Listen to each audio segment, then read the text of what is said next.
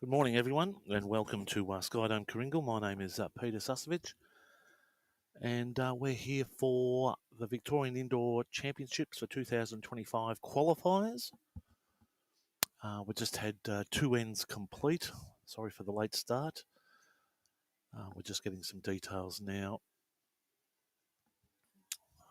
But at the moment, Judy Woods is leading 4, and I think it's Greening from Melbourne on 3. We'll just update that scoreboard as well. I'll just also share around and get some sites up and happening as well.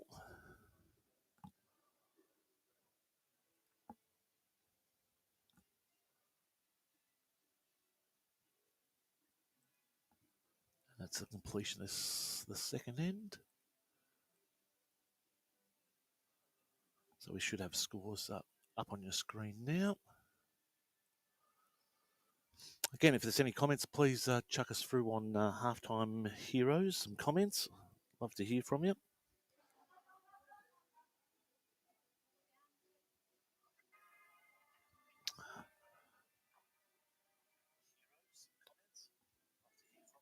That's great. The sound's coming through fantastic. Already got some people watching, which is great. Successful night here down at Skyedome on Thursday night with some 242, some great action.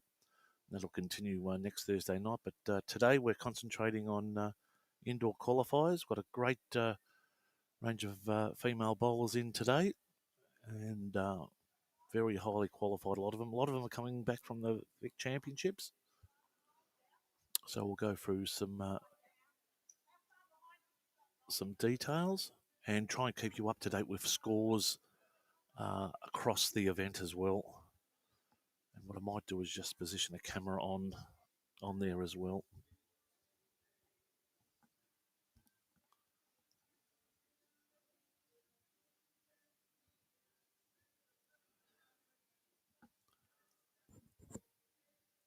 So just bear with me for one moment while I just share some information so we can let the whole wide world know we're here.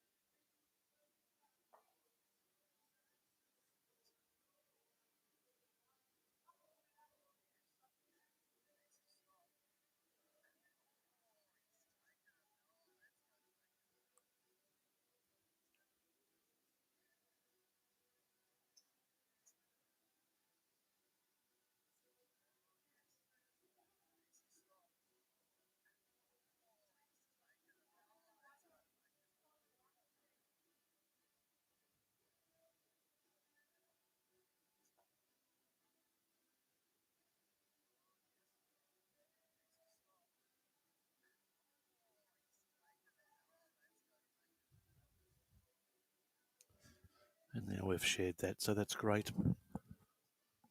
So I can tell you Judy's using the red speckled bowls.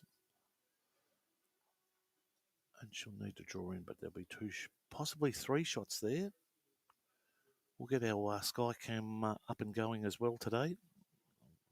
Great success on Thursday night.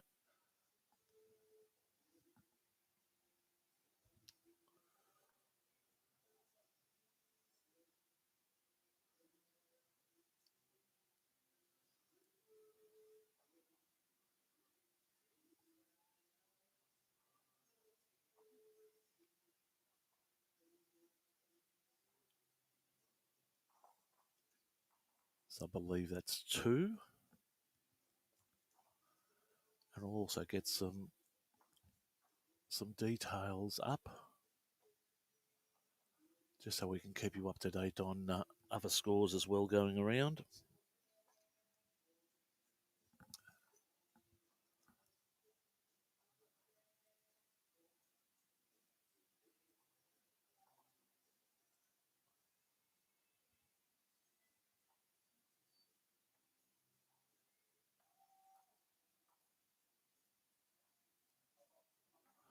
So it's Anne Greening from Ivanhoe, sorry. Anne Greening from Ivanhoe. She's taking a 5-4 lead. As we just swap camera angles there for you. So we're shared to all the networks, so that's great. Great to have you all on board, and any comments, please put them through on Halftime Heroes. And we'll keep you up to scores. We might put a camera up on the main scoreboard, and everyone at home can keep an idea of what's happening there.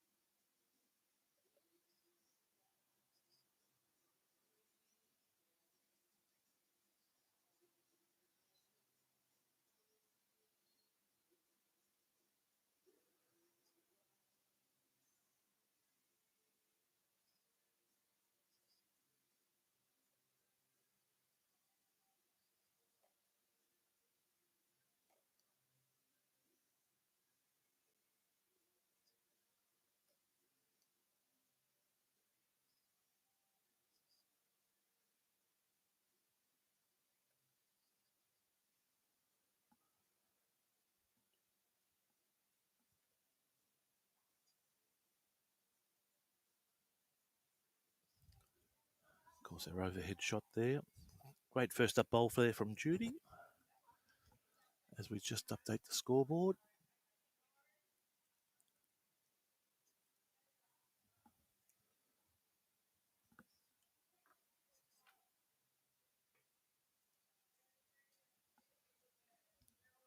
That's 5-4 there.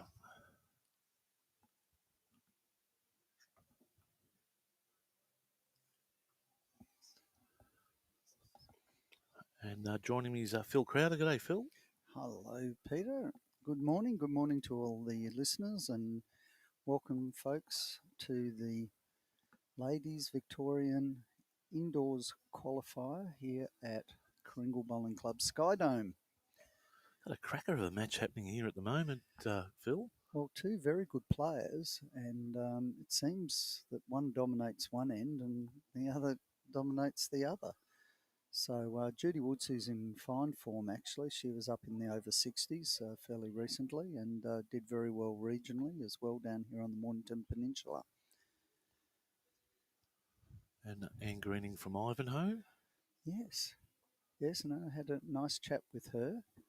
And I think most people know she's fairly well known in and around the circuit. So Judy may have picked up 3 here. So for those who are unfamiliar with the format, there is sectional rounds today. There are 7 sections, 3 in each, where everyone plays everybody and everyone gets does end up marking as well. So it's 2 sets format on the basis that each player has a set each. It does go to a 3-end tiebreak. If it's even after 3 ends, then a coin is tossed to determine who makes the choice whether they keep the mat or give it away, and they play one more end. Sorry, Phil, how many ends again, just for the viewers? 9 ends. 9 ends. So the format isn't bad. It's the way they used to have it some time ago. I remember playing even the Australian Open, it was that way, and you could almost afford to. It's no biggie that if you lose one set, you can come back into the second set. So it gives you a really good opportunity to make that second set up, which is great. I can tell you, and I'm unsure yet and how it works. One, two, okay, we should miss out. Unfortunately, we had a late withdrawal. So that is section 6. And so the ladies there are literally playing off for their section win, as it turns out, with that. So unfortunately, we had a late withdrawal with COVID. Apparently, I'm told there's meant to be another strain. So we wish I did my test last that night. player well. So that's good. So anyway, we've organised all that, but there's not a tournament that you run that doesn't have a slight hiccup there, here or there. We are going to try and keep to the format of 9, 11, and then 1 o'clock, and that'll be the sectionals today. The winners of that will then there will be 7 section winners, and they will then play tomorrow in the quarterfinals. Obviously, the odd number means that one of those will get a bye. And through the format received from Bowls Vic, it will be section 3. So we'll have 3 matches being quarterfinals tomorrow. That'll give us 3 of those winners with the one that gets the bye. And then the second game will be the semi-final, which will then be at 1 o'clock. And that game will determine, they don't go beyond that. They'll be the 2 qualifiers from Karingal that will then go to Tweed, but it also gives them entry into the knockout or the finals of the Victorian indoors. They may have their own sectional aspect on that. I'm not quite sure, folks, but the important thing here today is there will be 2 qualifiers coming out of what we're doing here in the next today and tomorrow to then move on. So we are bowling today and tomorrow? Yes, we are, Pete. Yep. We are. So, but tomorrow a more pleasant starting time of 11 o'clock. But I have to say that, from what I've been walking around, it's bowling a treat. They're all very much concentrating, not a lot of yap at this stage, but they're delightful people. We have 2 players from Moama who've made the trip down, which is lovely. Olivia Cartwright being one of those who actually used this venue last year to qualify through and went up to Tweed. So she's bowling very well, definitely, obviously in the Victorian. I think she's in the developing side for Australia as well. So we've got some good bowlers here, no question, no doubt about that. Yeah, we also have Robs from MCC. So we have some and this one is a good one too, with Judy Woods playing well. But you do a whole competition, and in that same section is Lynn Pym. And they're both they played together up at the I think got to probably maybe the quarterfinals or final 16s of the over 60s ladies. Final 16, though. Yeah. So it's unfortunate they play each other, but that's the way it goes. The ones that do get through, of course, is luckily is Jules Dusting or Mary Luxford, who are playing Section 6, where the player unfortunately had to pull out. So they're literally playing their qualifying match right now. So they only get to play the one match. So we'll have a gap later on.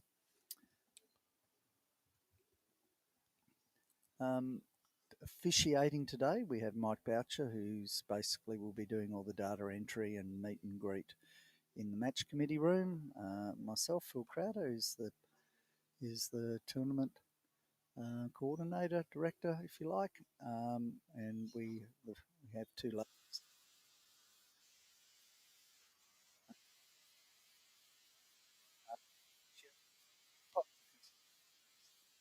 Fiona Flynn, who is a board member of both Oxford and Cornwall Bowling, and assisting the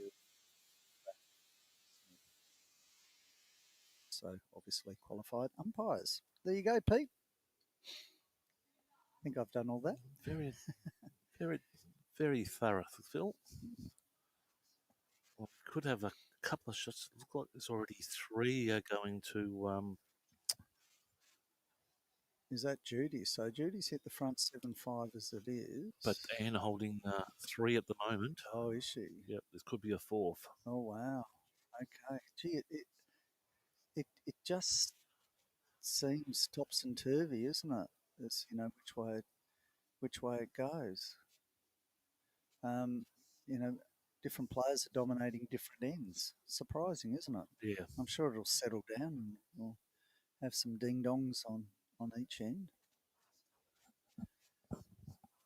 Um, Probably got it up there, Pete, but I'll just quickly go around the grounds for anybody who basically is watching in the match of Smith and Whitehead. They're tied at 3-all. Murdoch and Martin, 5 to Murdoch at this stage, 0 to Martin. Robinson against Jeff Warren, who was a late fill-in for somebody who pulled out yesterday. Robinson up 8-1. Paula Adams is up 9-3 over Rachel Powers. Mary Luxford is up 8-2 over Jules Dusting. And Sharon Jarvis at this stage hasn't hit the scoreboard, down to Webster, who is 5. Of course, this is the first set, folks.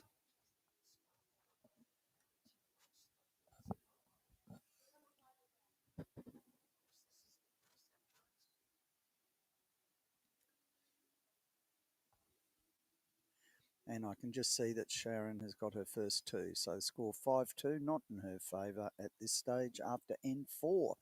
Remembering there are 9 ends. See who the furthest through is at this stage. Probably over on rank 5. Paula Adams up 9-3 after 6 ends. So sorry, folks, we'll certainly make mention on the number of ends, though I can't do that on rank 1 because that hasn't been updated at this stage. So they played their first one, and irrespective, they could be up by the clubhouse, and they launched straight into the second set. It's important that they finish all 9, of course, because it could come down to shots and ends as well to see who actually gets through and proceeds through on their section. There you go, Pete, done. Beautiful, Phil. And just to keep everyone up to date, we'll just after one for Judy's bowl, we'll keep an idea on the score there for you. So, that's great. That's a good idea. Stop us having to. So we'll flick between ends there, so everyone can keep an eye on what's going on. Beautiful, lovely bowl by Judy. We'll just update that scoreboard as well, which will reflect 9-7.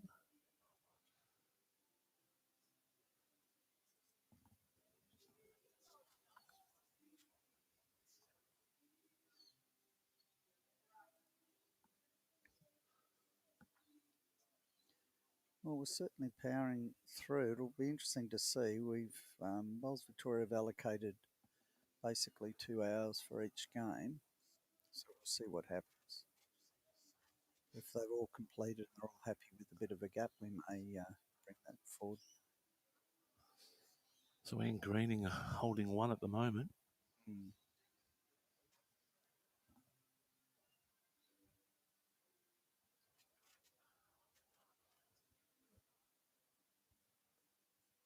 Lovely bowl here by Judy, who wrestles it away. She's probably got 2 or 3 inches in front of Jack.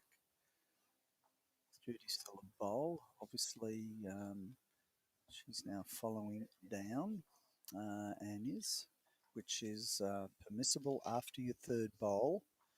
The rules state after your 3rd and 4th bowl, just as we're allowed to do it after your 4th, Pete. Otherwise, we'd be here all day. We'd be stuck down one end, wouldn't we? But I think what they meant by that is obviously you can follow your last bowl on the assumption that there's your opposition's still got a bowl to bowl, Pete.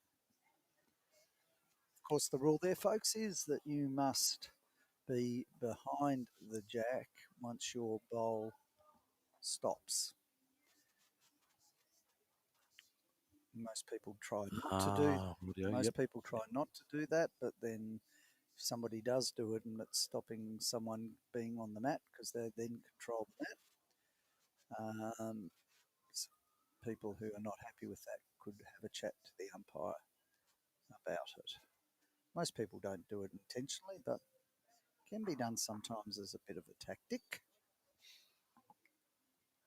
As the rules state anything about undue time wasting too, but in saying that, may refer to the later version that it's up in Queensland, up at Tweed, because there's no time limitations here. But very confident we'll all definitely fit in within the 2-hour component anyway. Right, so Judy holding 1. Down on the card after 5 ends, 7 to 9 to Anne. So it'd be a very handy pickup to get 2. See if she can add to that. Would level the scores up. She needs to drop in under. Well, you'd rather be heavy than light in those circumstances. Grass was good, but too heavy. So that's 1 to Judy. Judy moves to 8 and 9, and that'll be after 6 ends. Very still day here today, Pete. The flags over there, the Karingal flags, are not moving at all. And we weren't meant to have any rain today, but as I drove to work, I noticed how wet it was. So we must have had some overnight. That certainly will have made the surface a little bit colder, and a bit of damp and dew even in under the roof. So that would have sped it up. So I might do a little bit of timing to give people an idea of how she's running at the moment. Though it's fair to say it will be running faster, probably on 6 and 7 that are closer to outside, more affected by any rain that might have come in on the side. So Judy maintaining an over 3/4 length. She's probably halfway up the line and has the jack on the tee at this stage.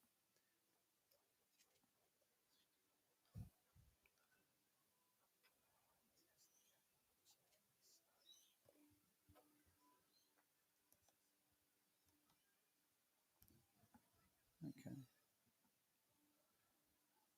Lovely first bowl.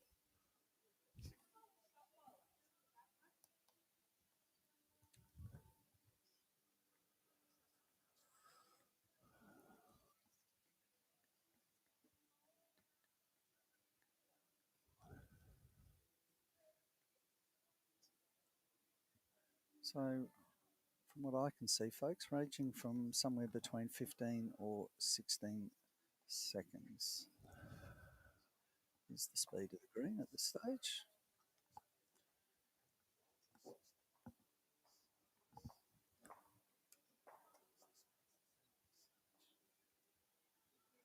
So closest to finish in the first end is the section 5 on rink 5, which is Paula Adams and Rachel Powers.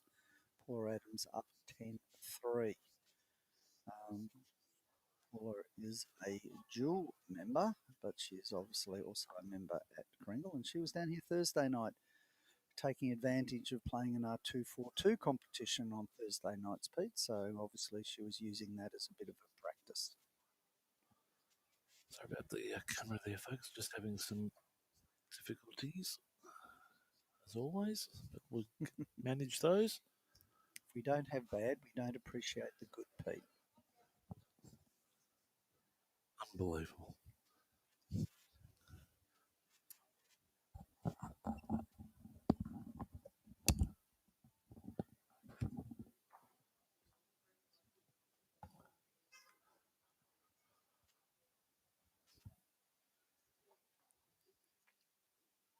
So this is the 7th end, having ends 7, 8 and 9 left. Again, if there's any comments, folks, please put them down on the Halftime Heroes page.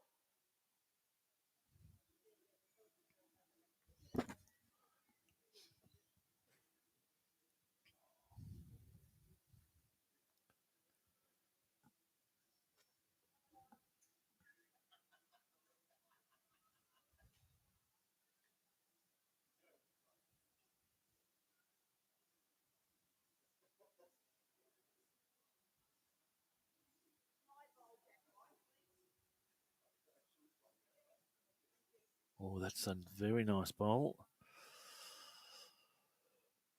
That might wrestle back the green, just having a look.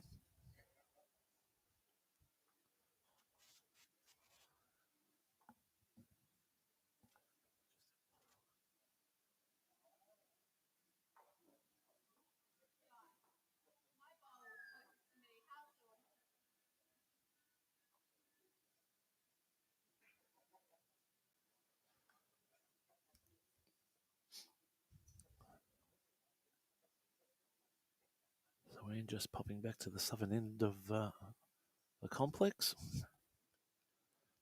And she will just holding a one-shot lead at the moment.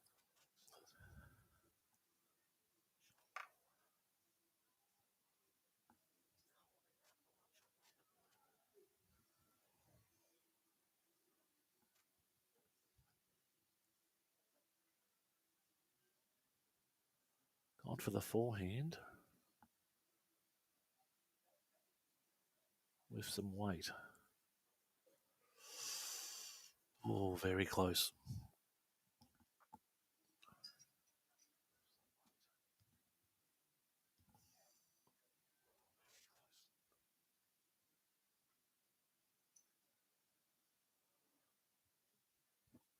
Could be a count of maybe one.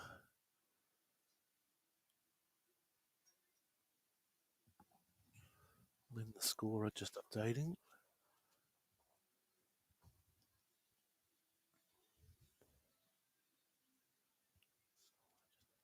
And as we do that, we'll just check on the scores around. So Judy picking up 2 there.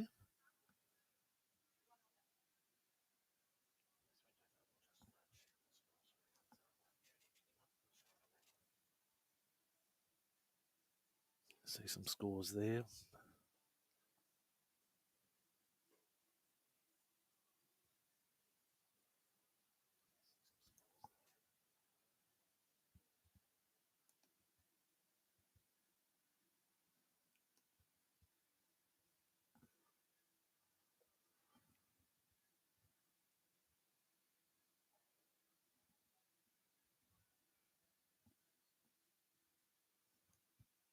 Just update those scores as well.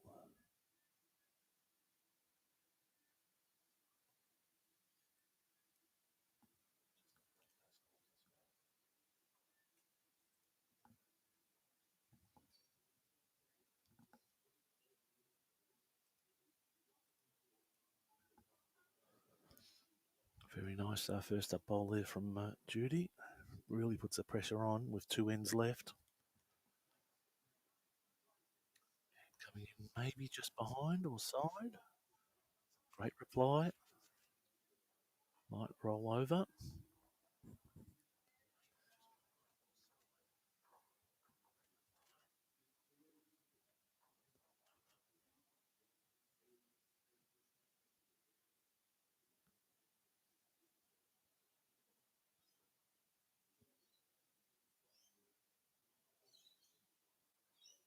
Judy electing the backhand again, very wide. I suspect she might go a bit long just for some for some coverage. Just out wide.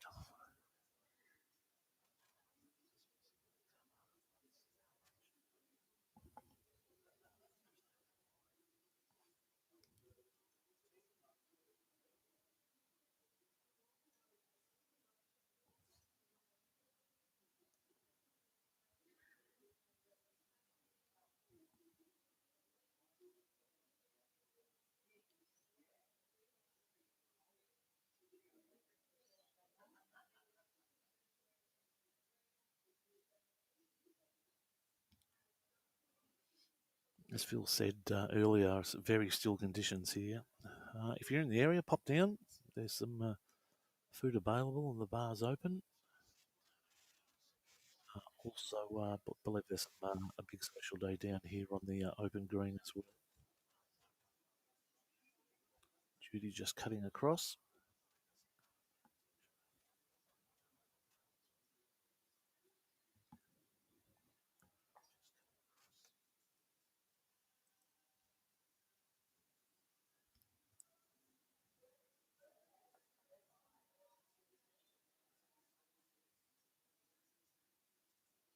great reply here from Anne. Very nice. May have pushed to advantage.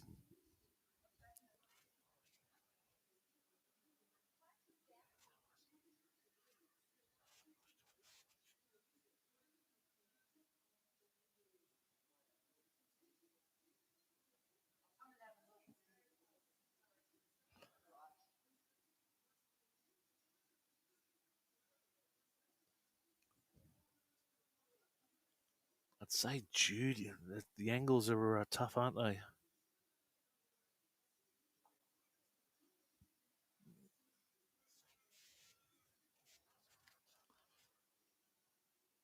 And then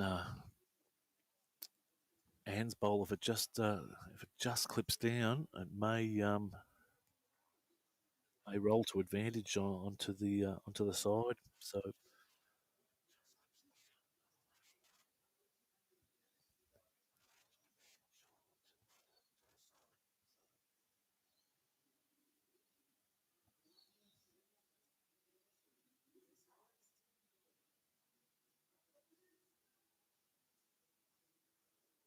right, we're back. Let's see what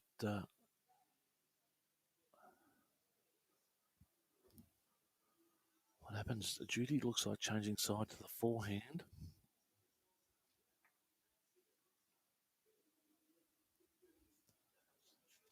Very wide. And that'll be going into the ditch there.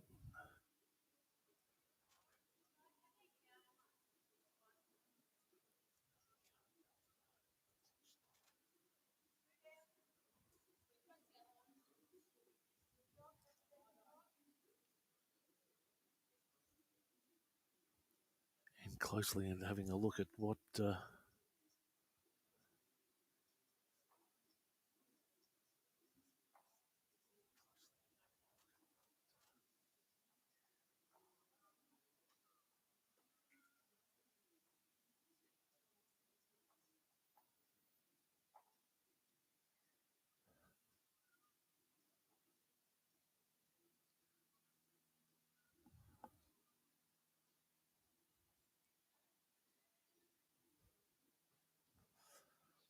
while Anne progresses to the end. We'll just keep up to date with some scores around the rinks there.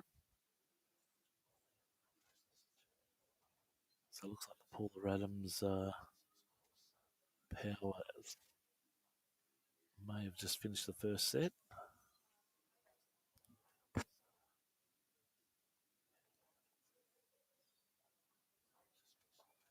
Hanswell coming in. Plenty of width. We know this side has its might fall short. Got a suspicion we might be seeing the ref come down for a measure.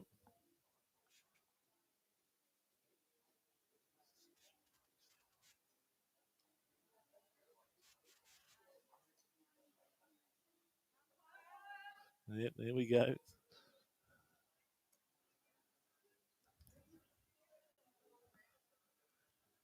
So yeah, they're just having a look now and a measure as the umpire grabs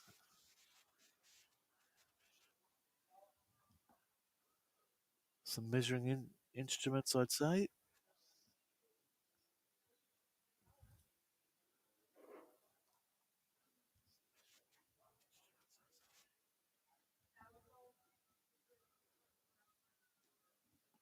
And Leone in there having a look.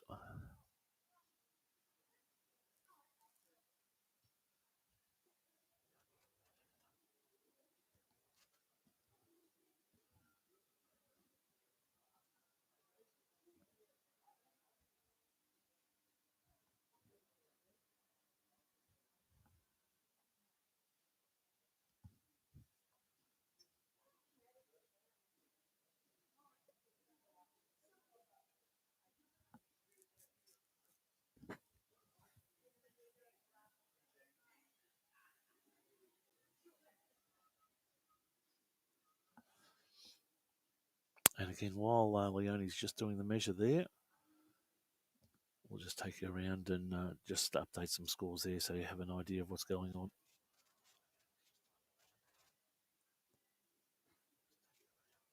So interesting match on rink 6 with Luxford and Dusting.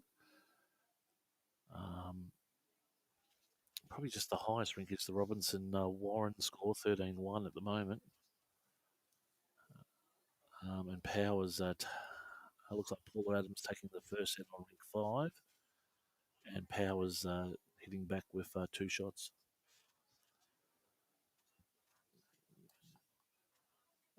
And by all accounts, it looks like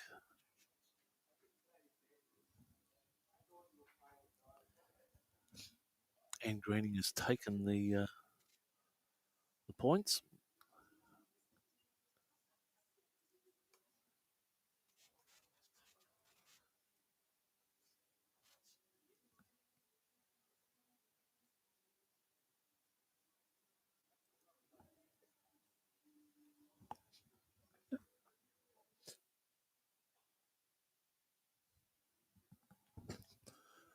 So that locks it up. 1 end to go in the first set at 8 ends.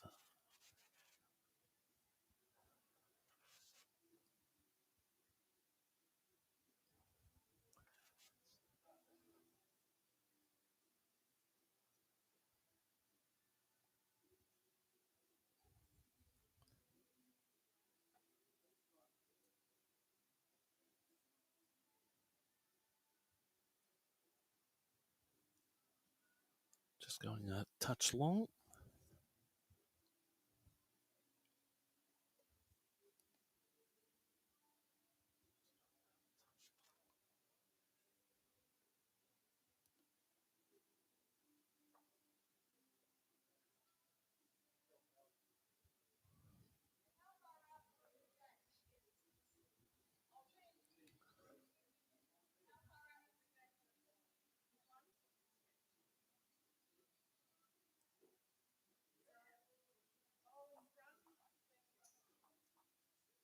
Time just ticking over here at 9:55.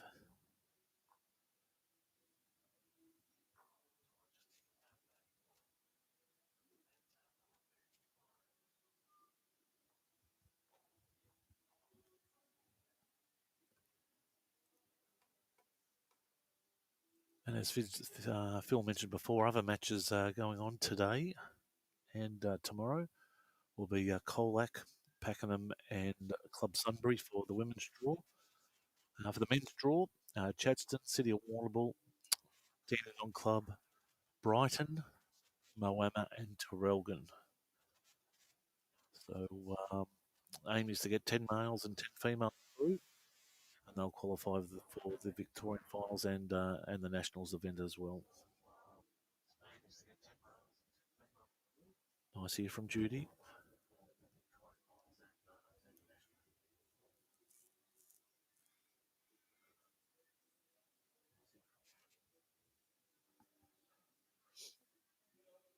So Judy holding the advantage at the moment.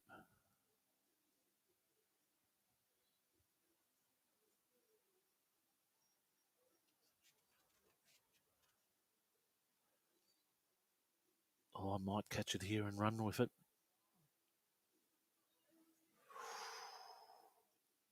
Close. Be interesting what Lynn's call is and who's holding.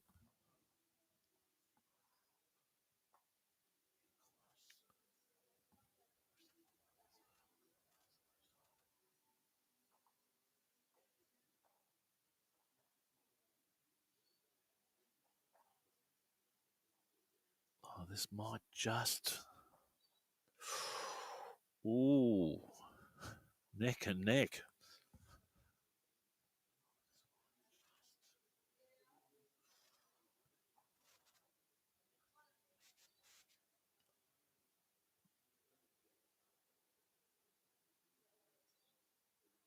Who do you reckon, folks? Angle there. Very shortly, we'll chuck up the sky cam and give you the overhead view. We just want to make sure we've got enough power for this afternoon.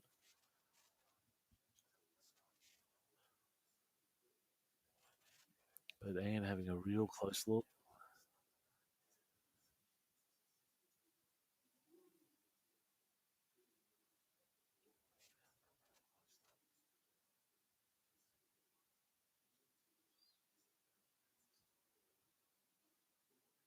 Interesting there, they're looking at that when you've got roughly about 80 centimetres, I'd say, to call a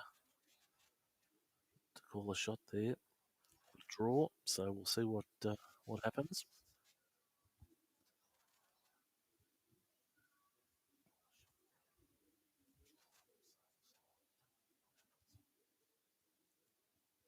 And now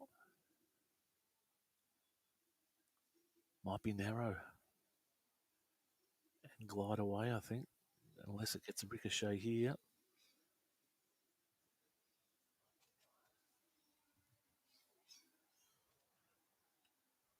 So Judy got a fair bit to play with in room-wise. But I suppose the question is who's holding that shot there at the moment. I suspect it might be Judy just on the angle, but we'll see. Looks very deceiving. So Judy electing with a forehand. Maybe an aim to run and cover Anne's bowl. We'll see what happens.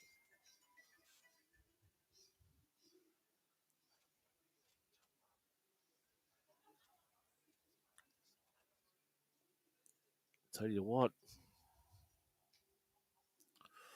very nice. Well, that definitely give her the one. Question is now is the two, but I say that set's over, and that'll be the first set.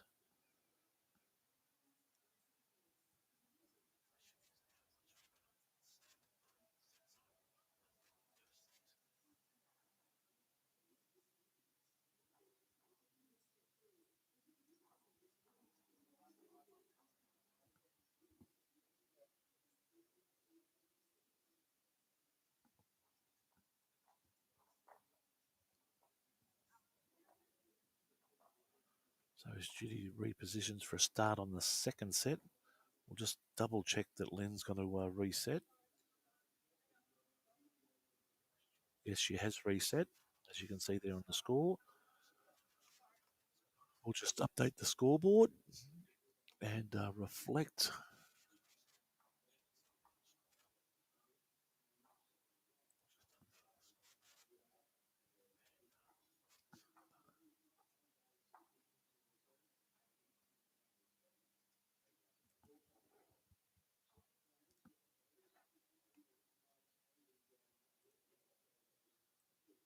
And that puts it back to 0 and to 0 as well. As we cross back there now.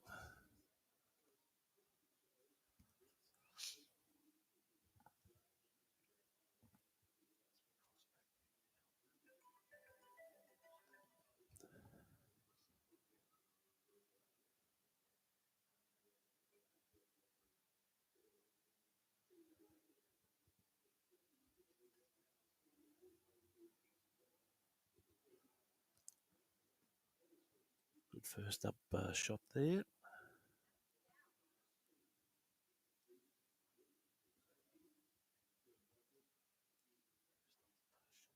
Oops, and I'll just update and score as well. So as you can see there on the side there of Judy's name, Woods, we can just, that'll signify that she's one set. In the event that Anne picks up this set, it'll go to a cider. And we'll take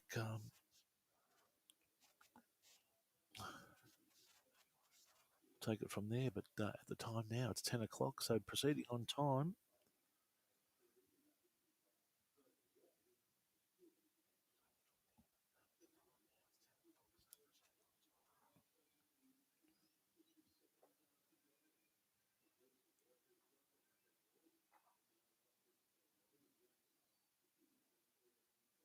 Nice crowd in attendance here at Karingal, and if you're in the area, as I mentioned before, pop in. Special thanks to our sponsors in O'Brien Real Estate, Momentum Gaming, MacMax, Bioscapes, um,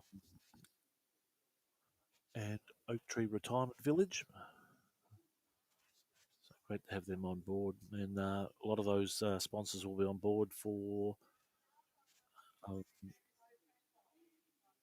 the event coming up in July, which is Skyedome Super League, which is offering more than $10,000 in prize money, which is great. So Judy holding three here in the second set, and looks like swapping sides and going to the backhand, but just pushing up short.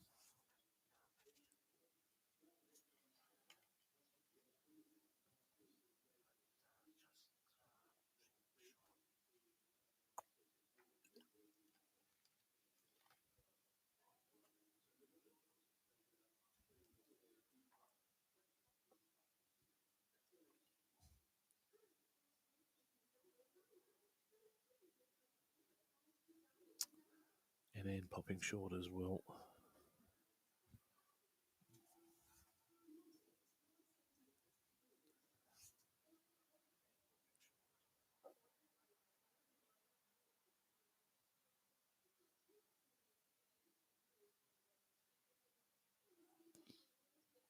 Fantastic bowl here.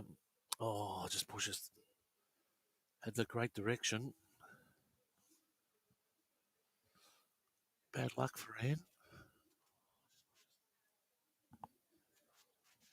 But that'll take Judy Woods to 3. And that's on completion of the first end.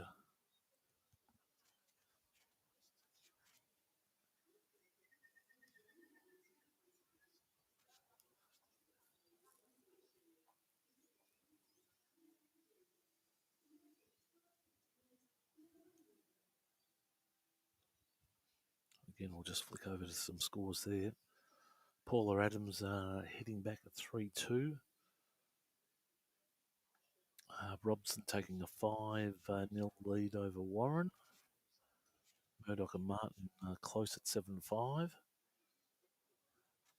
And Dusting and Luxford pretty close as well.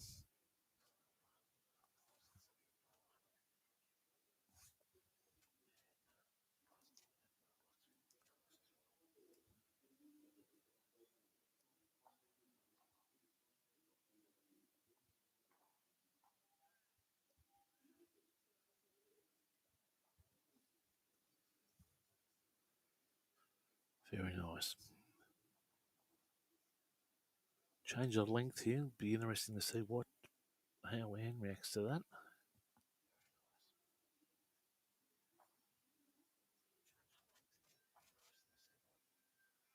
Heaps of width.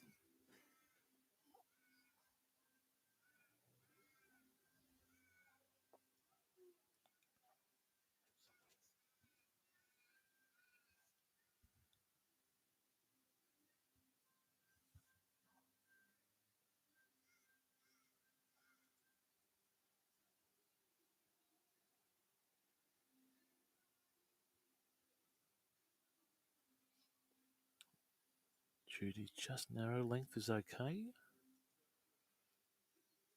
Just a bit short, but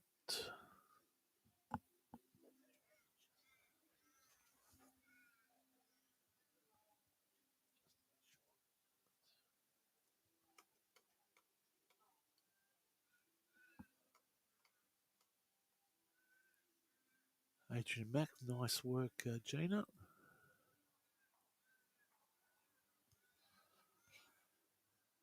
Adrian was partnered Birdo on Thursday night and had a great last shot, or second last shot, I think it was, to claim victory in the 2-4-2s. Be glad to know Adrian. It's doing the rounds on social media pretty well.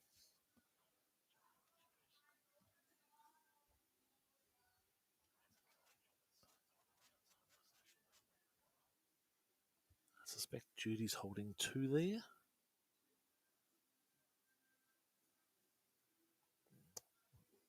A better width here from Anne.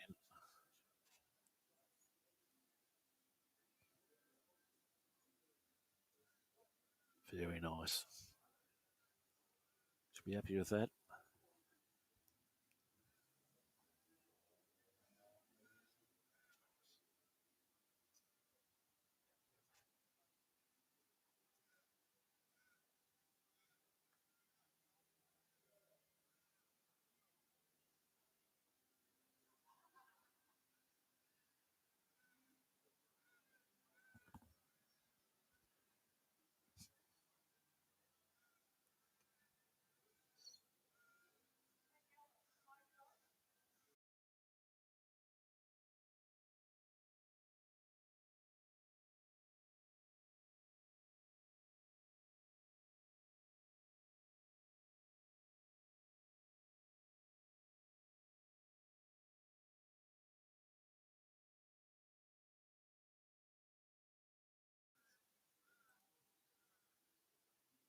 Sorry about that, folks.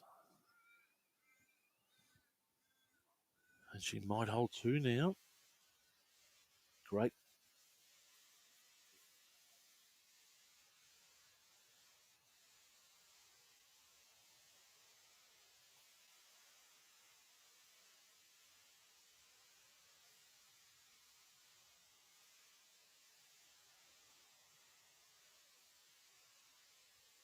So completion of 2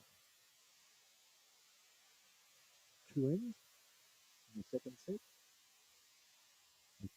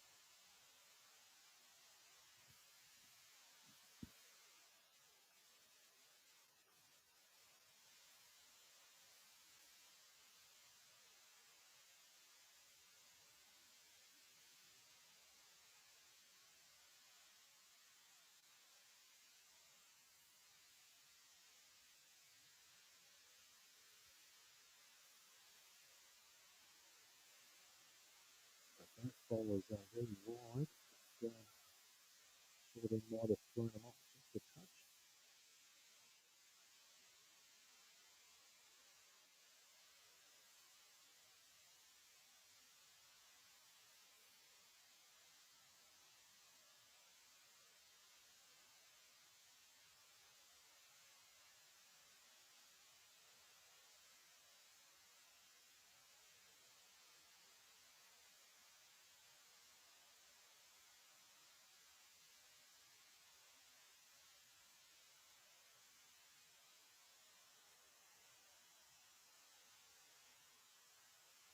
Might hold. Wow. Might have just put this just a touch long.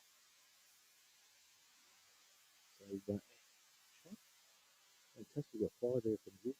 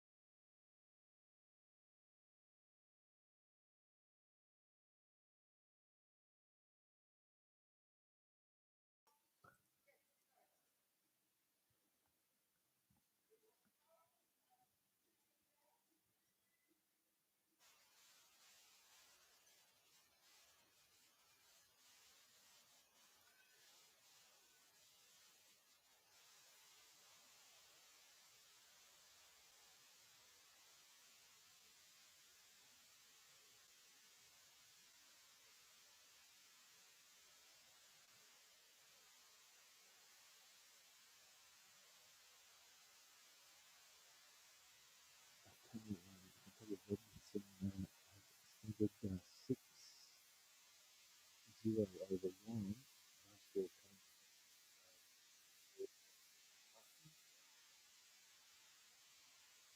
Waiting for some updates on some scores. Paula Adams out 5-2 over Powers. Dusting 5. Luxford 2. Jarvis 1. And I think it's Webster is 2 at the moment.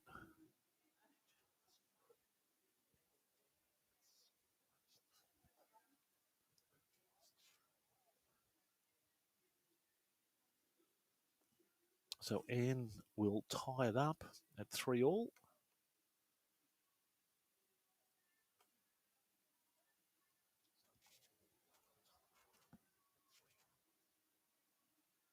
And that's the completion of 3 ends. Of course, Judy holding 1 set.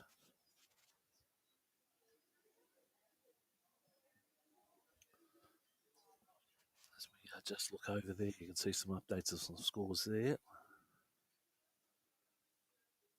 So just waiting for rinks 1 and 3 to give us some updates and some scores, and we'll let you know what's going on.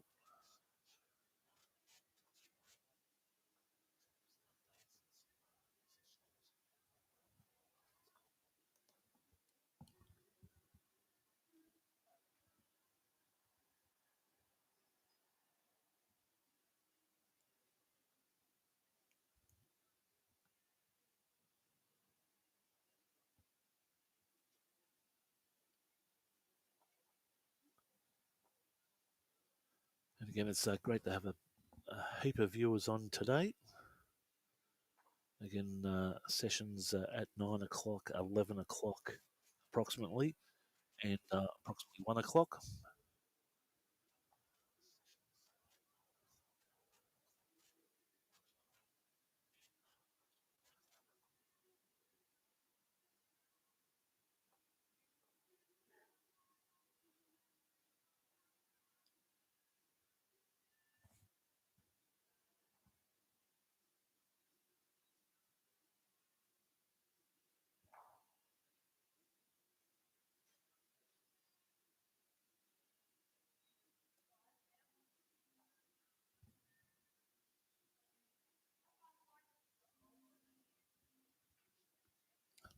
Bit of perspective there.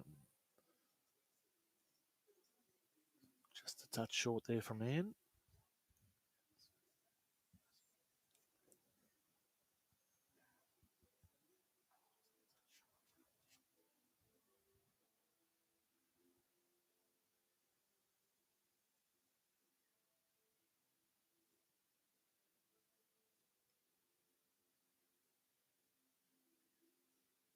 And narrow there from Judy.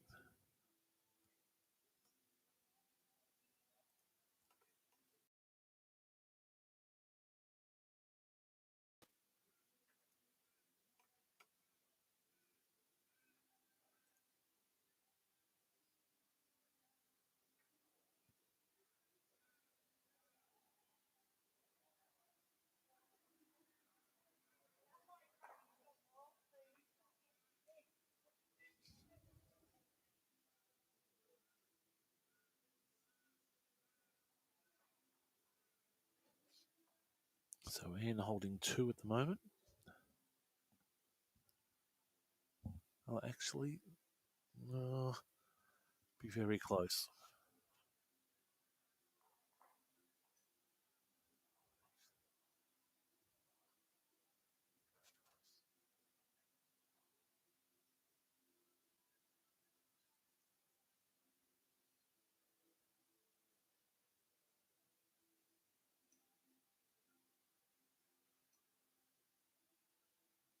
It's coming in nicely for Judy. Oh, it's probably coming too far. Takes it back. Definitely take out 1 shot and she'll hold second.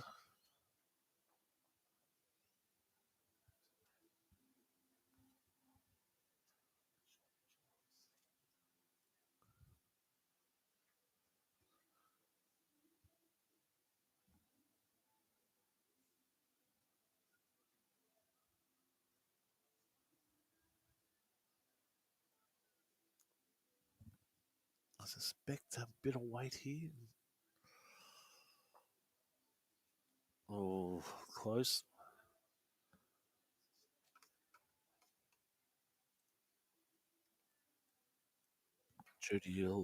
Anne will pick up one. They're starting to fly through the ends now, into the fourth end.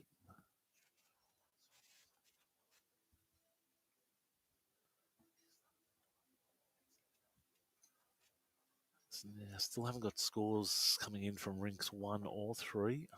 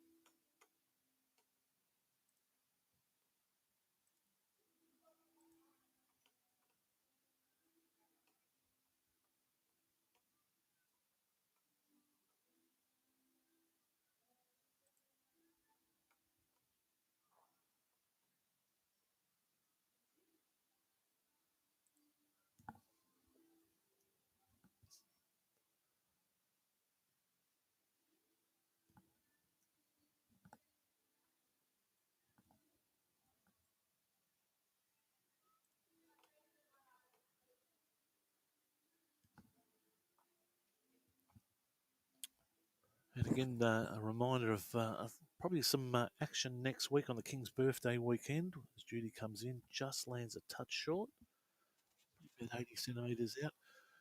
The Werribee Bowls Club have their bowls event on Saturday the 7th, and that's open pairs, 3 bowls, crossover, 4 bowls, 2 to 4 twos. That's $30 per team. Winner decided on points. Best thing to do is contact Ian Bennett on 04777 47687 or Jenny Parker on 0420 844 920. Lunch will be available as well, and they can be ordered at the bar.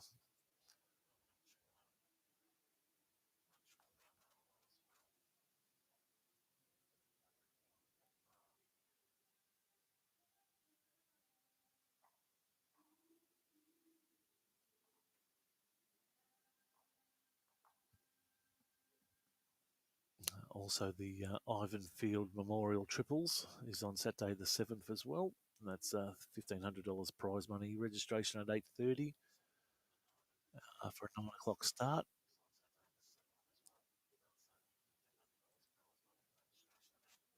Best to contact Stephen Field on 0417 342 332. Lunch and afternoon teas provided there. It's at the the Dunkhill Bowling Club. I'll do some travel.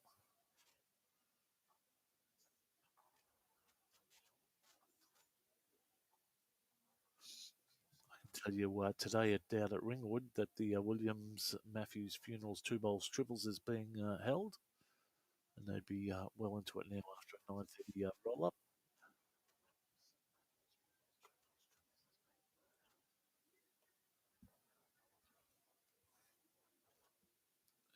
And holding a very nice. She may be holding 1 and 2 there. She'll try and consolidate here.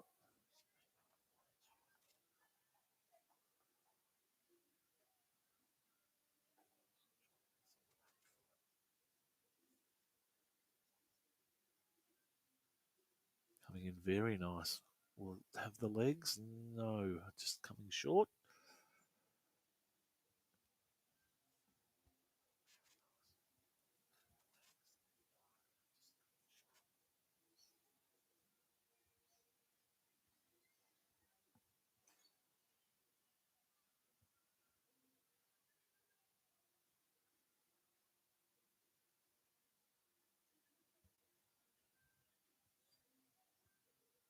So Anne will pick up another shot.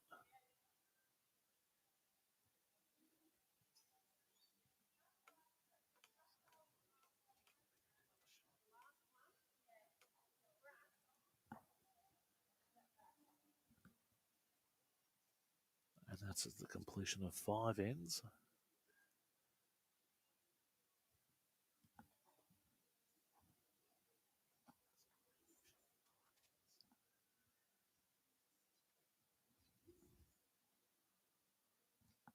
So Anne taking a 5-3 lead. Time just clicking after 20 past 10.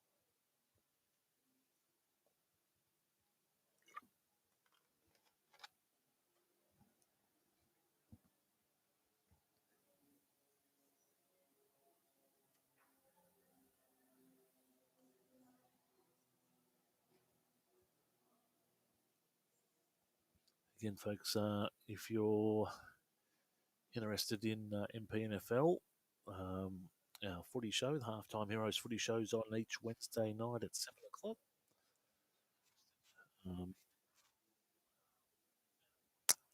Join us. We have the Seaford coach coming in this week to have a chat. Lots of debate about what's happening around everything, I suppose. But keep an eye out. As close there from Anne.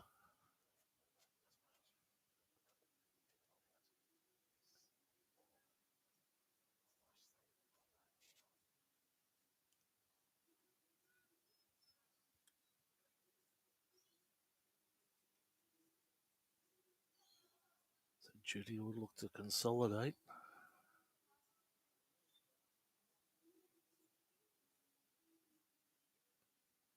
Wow.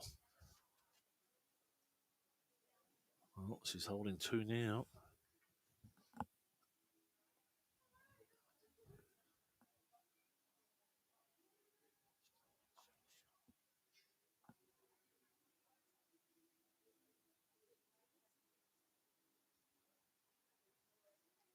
I think that'll go narrow and across.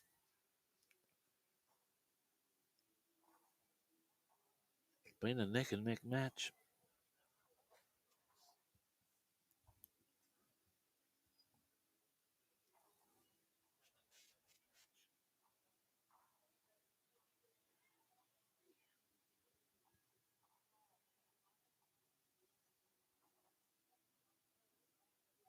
Might just sit in behind.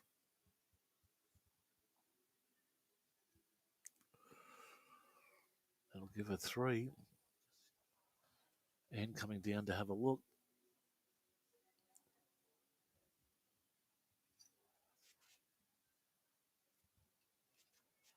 Judy also got has 1 ball left. I'll just pan down for you just so you got an idea. Anne has a bowl behind there. So if she does drive and the position of the jacket placed against Judy's bowl, that potentially could end in the ditch.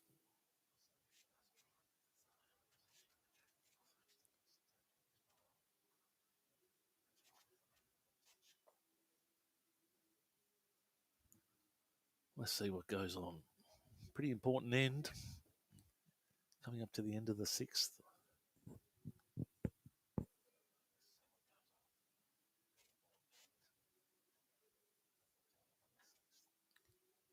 The line's very nice. Might just have a bit too much weight. Oh, so close. Gave it everything. Well, Judy's definitely got 3 here. She may pick up a 4th.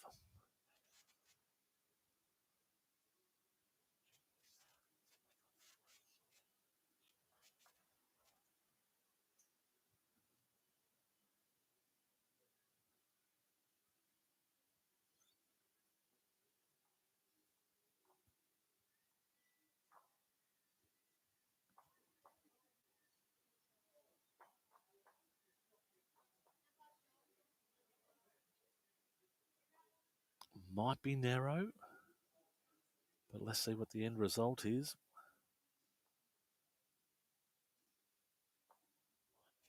Oh, she's got it. Oh, I suspect 4.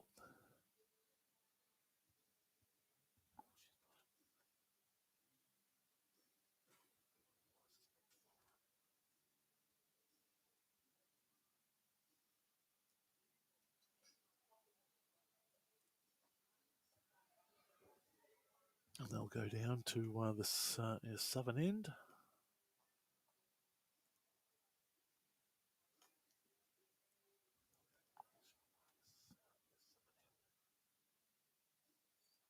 So that completes the 6th end.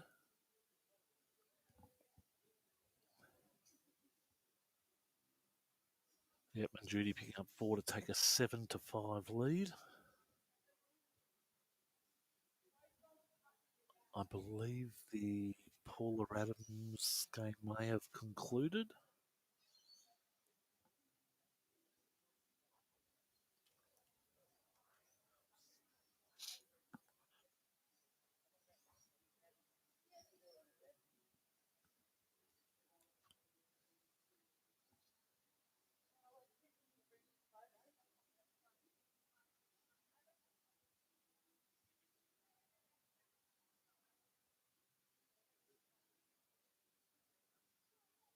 And that really applies the pressure there.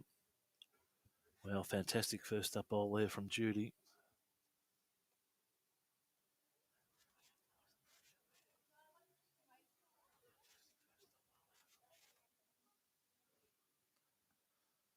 And we'll have to apply some pressure back.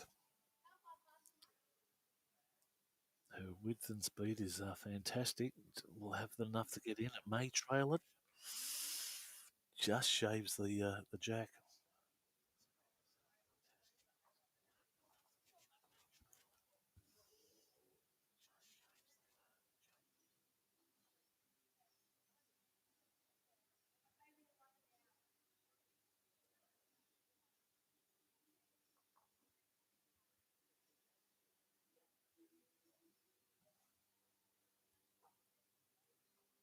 Nice weight here from Judy. That'll hold up as well. That really puts the pressure on. Bit of a target there. So it gives a 2.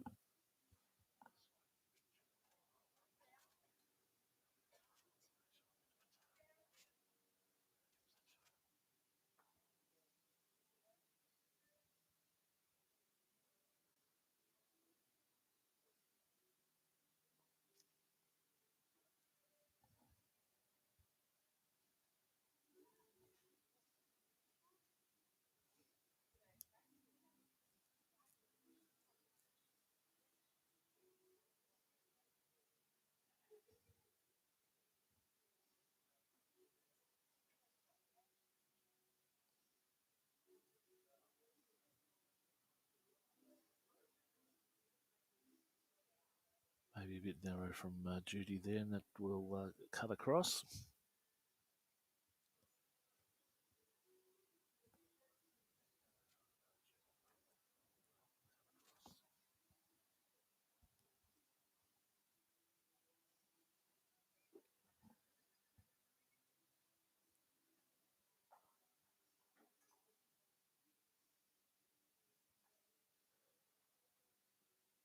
Oh, it's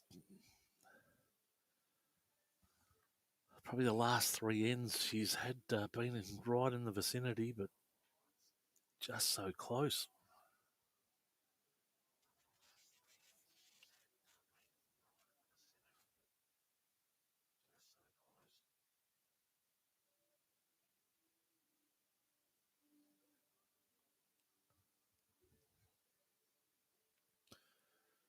Judy changes side.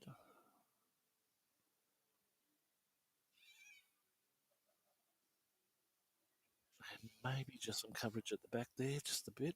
But she's holding 4 at the moment.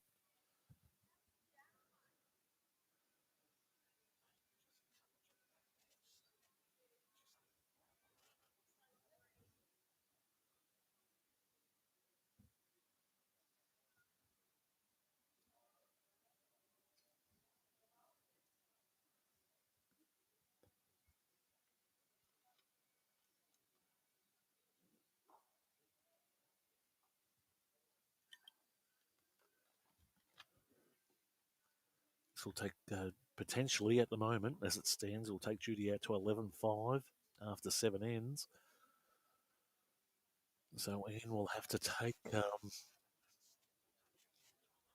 some risks here. She's got bowls behind. Going the backhand.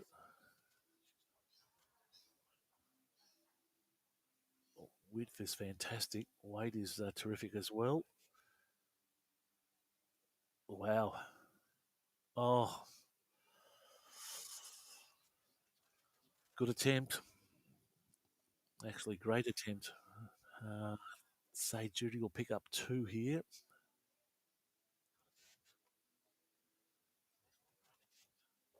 But she was staring. Anne was staring down the barrel of 4.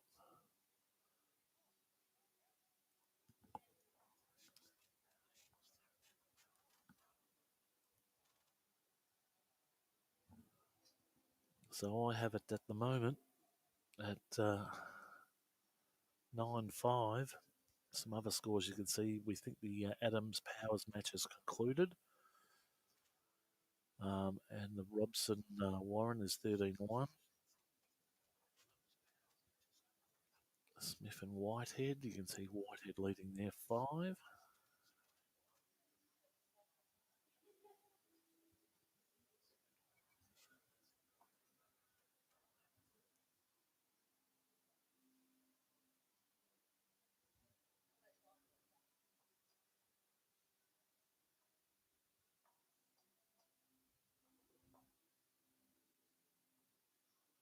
Bit of a change in mat position. Looks like Judy pushed the jack over, and Hannah's changed mat position.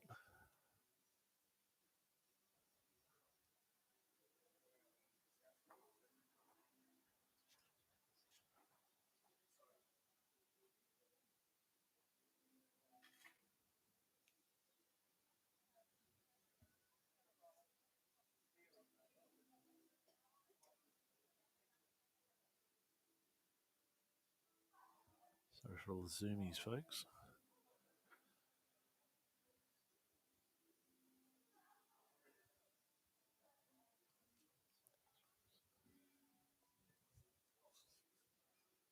Wind just picking up a bit from the southwest.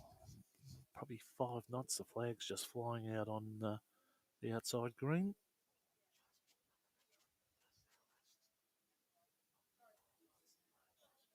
It's a great reply from Ian.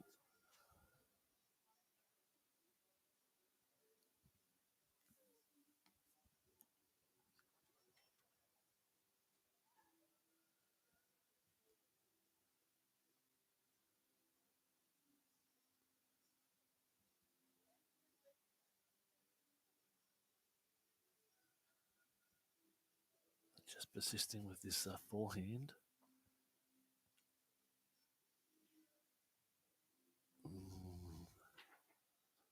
Wow.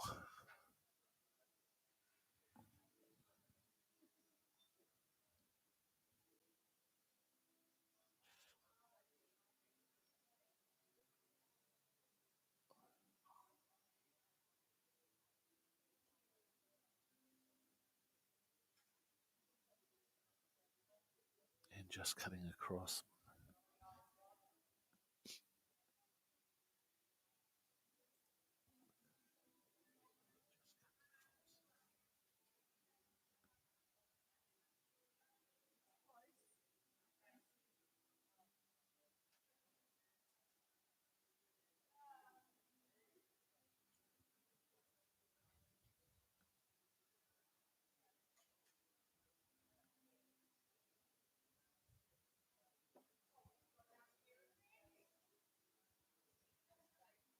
Now width might have got Judy there, and it'll have to come back a fair way.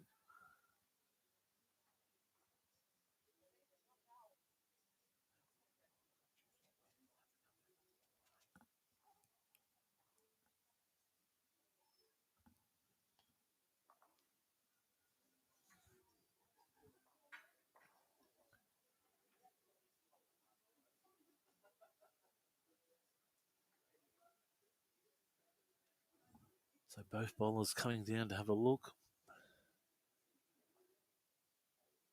We're on the 8th end.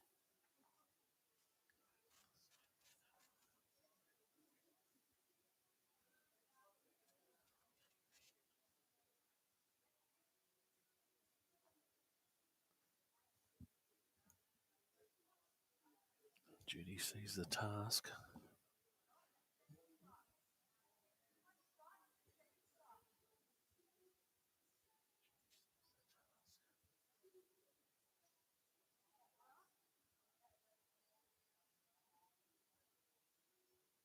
Right, let's see what she can do.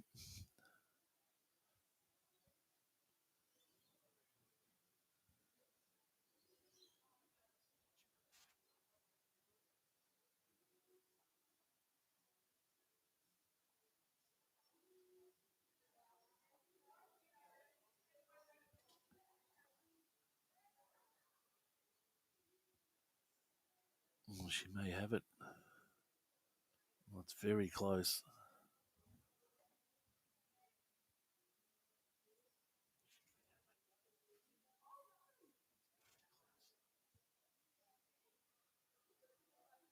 Oh, it's just rolled.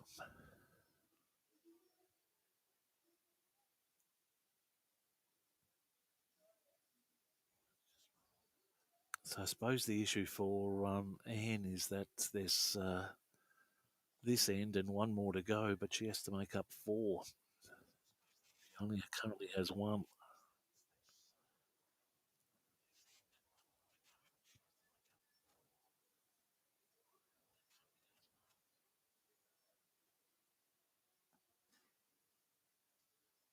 So coming up to 10:41 at the moment. As Anne Greening as her shot just releases.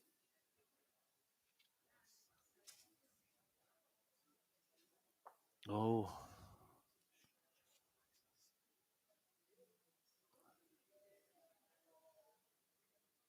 so it's pushed Judy to advantage. She hasn't had the best of luck.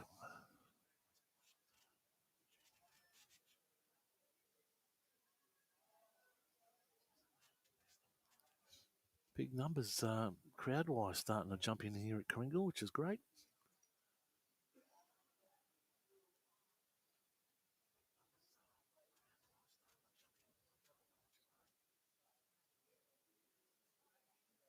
Going down for a measure, so Judy definitely has 1.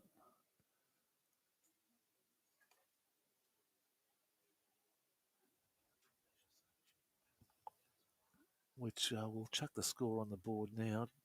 Takes her out to 10.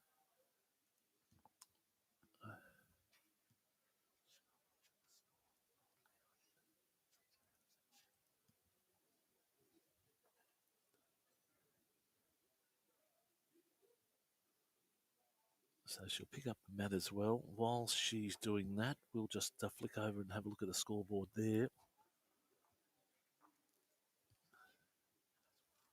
Martin leading Murdoch.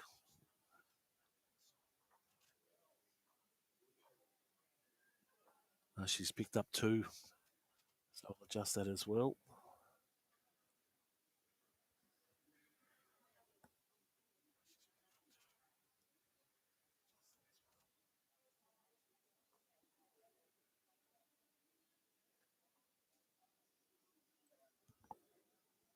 And that technically puts the match out of reach for, so really technically a dead end.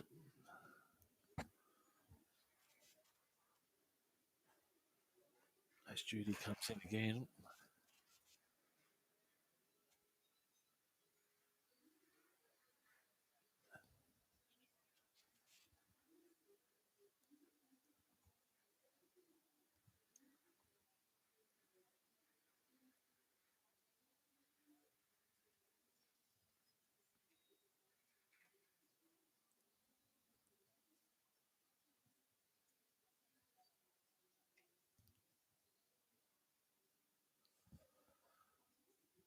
So we'll keep the stream going, folks. At the conclusion of this match, I suggest there probably be a short break. And once that break takes over, we'll come back with commentary. Might try and grab some people and have a chat. Dave Adams there just walking by.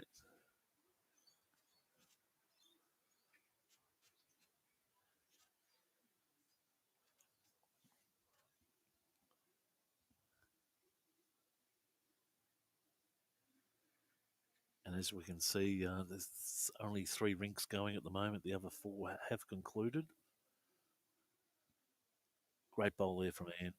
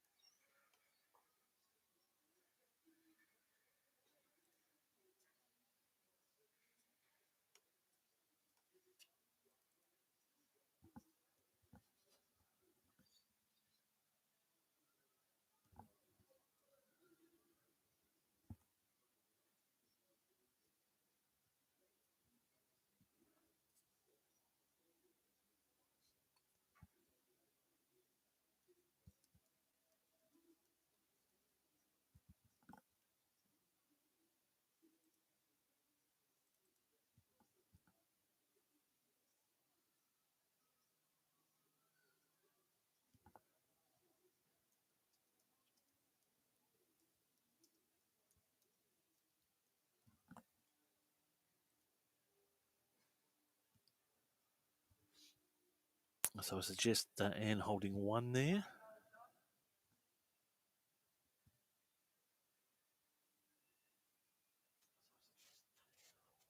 Judy coming down for her last shot, so she'll take the match in 2 sets.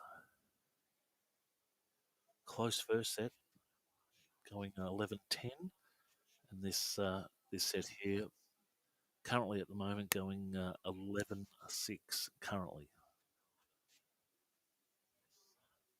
That will cut across.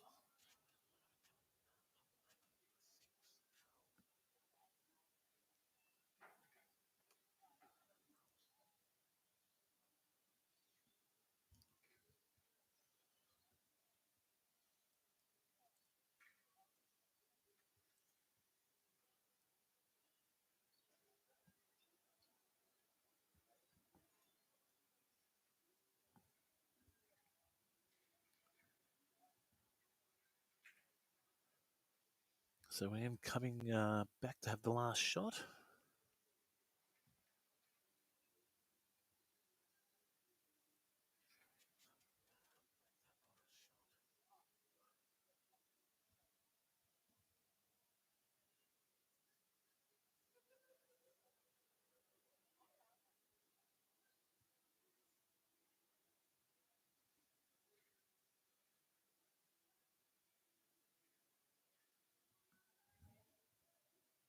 And as they shake hands, give a hug to each other, Judy will take out and be the winner there, and that will conclude it.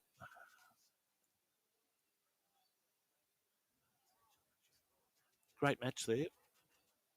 Very close. Very unlucky for Anne. Gee, she had some opportunities, but just mere centimetres. So, folks, we're just going to take a break. We'll keep the stream going and up and going. And we'll be back very shortly with the next match.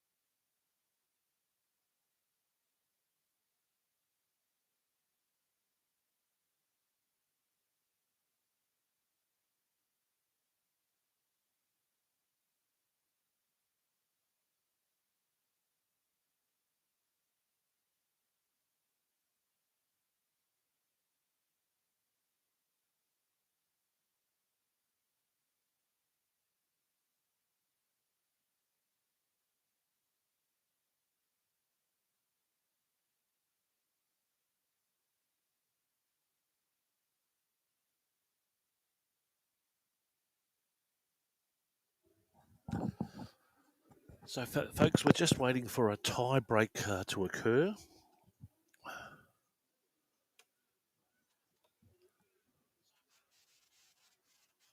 Once that tie break has gone into play,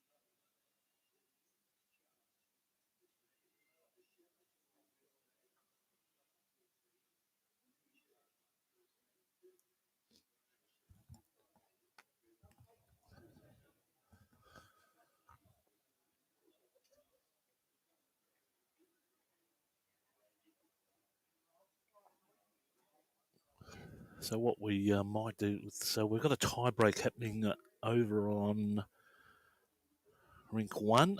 And that's just getting underway now. They've just had their first hit of 3. Once that tie break is complete, then they'll start the second leg.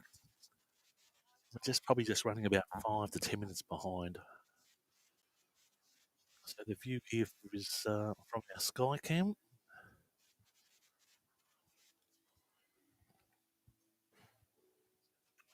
And again, folks, if you're in the area, there's a great crowd in. So pop down to Karingal.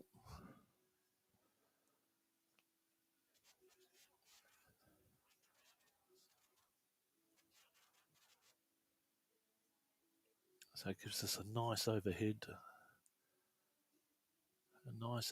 view.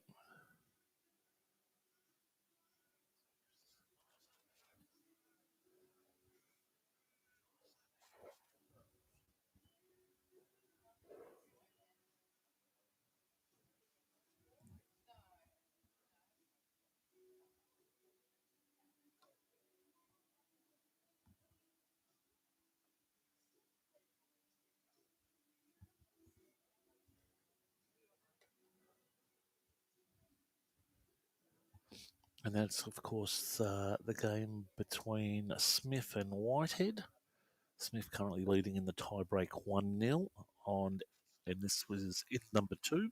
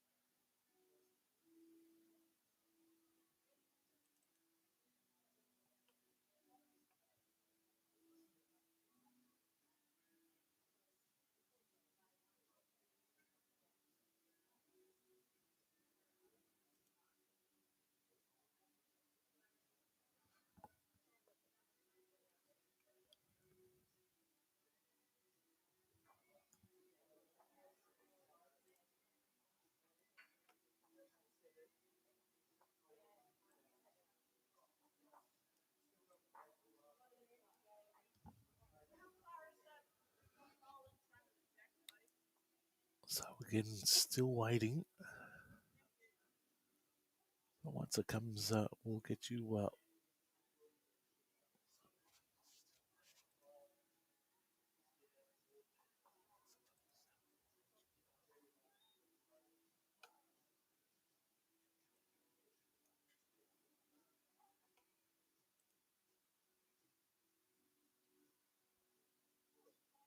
Much better.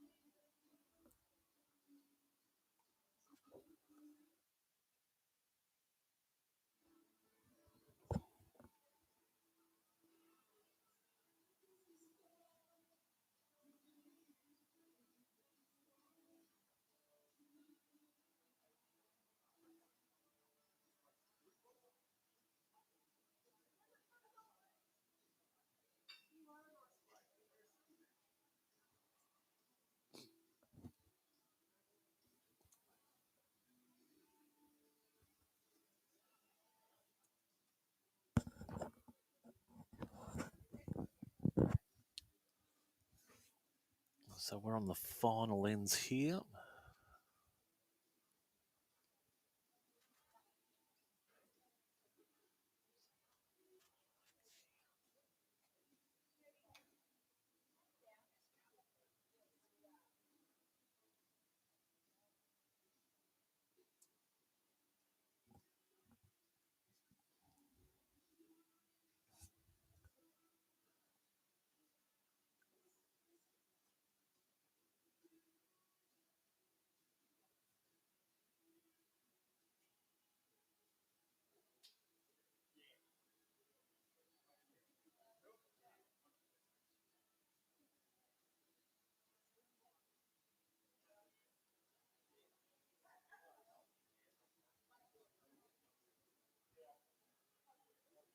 So score 1-1.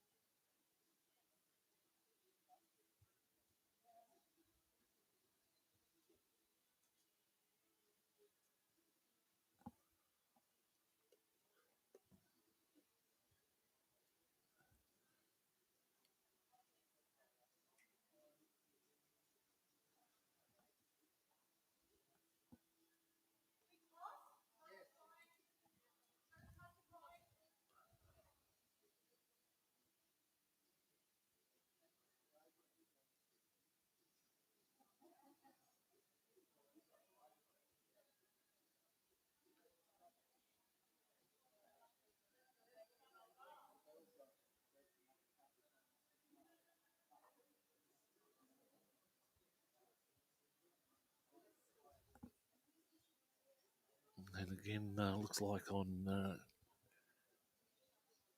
rink 3 we have another tie break as well, so we'll be just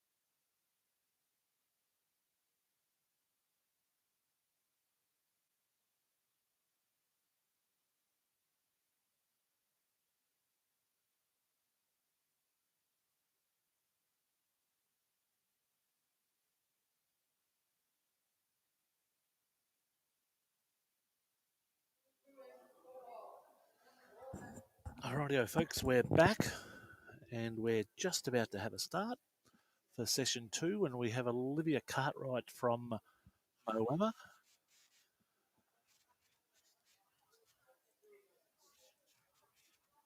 And she will be up against, let me get some names right, Annette Webster from Armidale.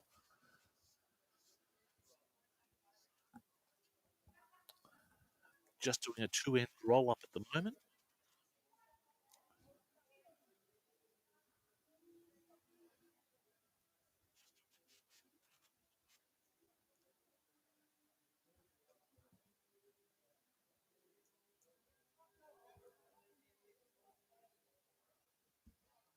And we'll keep you up to date with all the other scores. There's some of the matches that are happening at the moment on your screen there. So basically, I'll be corrected if I'm wrong, it is the loser of round 1 up against the spare from round 1. So Olivia Cartwright was the spare, and it looks like Annette was the loser in round 1.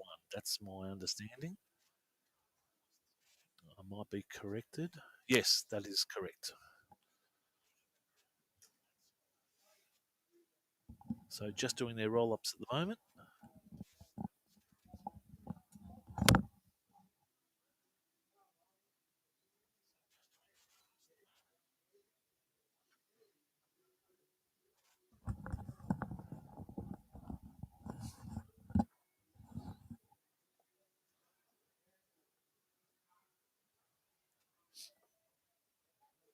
Again, Phil Crowder will come over and we'll go through some scores. He may have already updated scores in Bowls Vic. We'll just have a look. Bowls linked, I'm sorry.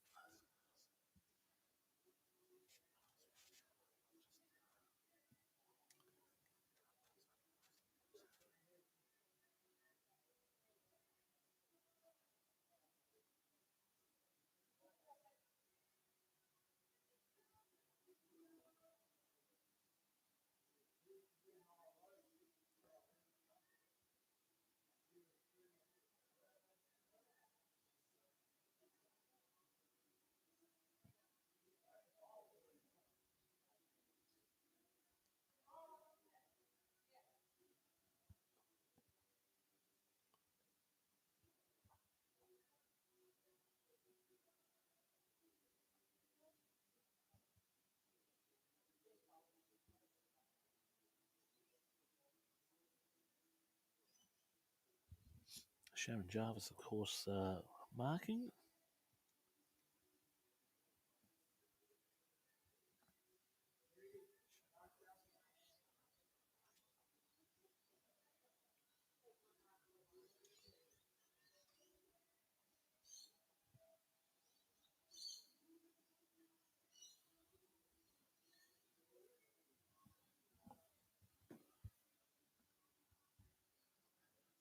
We might give our Skycam a bit of a run for the money today, just on this end. And again, we're just doing some testing with it, getting ready for the 2025-26 season.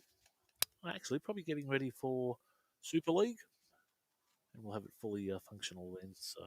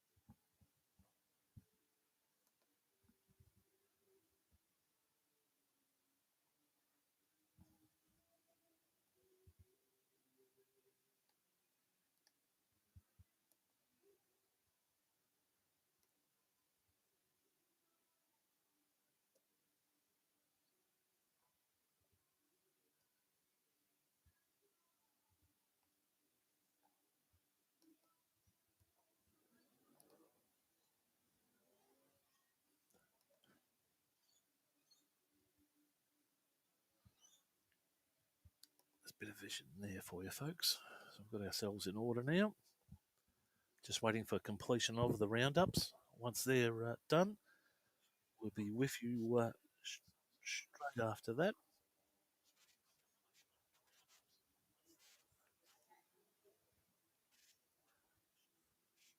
Wind has dropped off just a bit.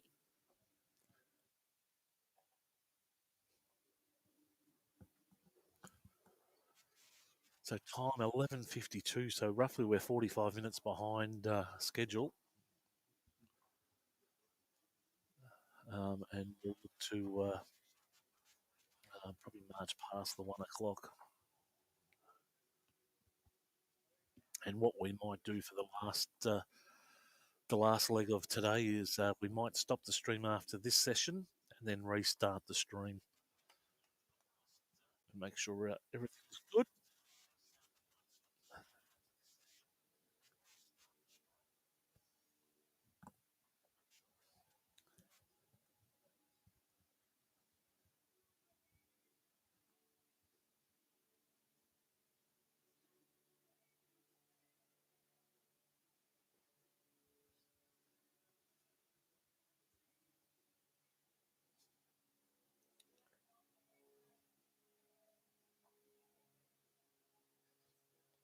Lots of sport happening on the Mornington Peninsula today. Of course, we've got MPNFL Divisions 1 and Divisions 2. Also, VFL tonight with Frankston taking on Sandringham at Kinetic Stadium.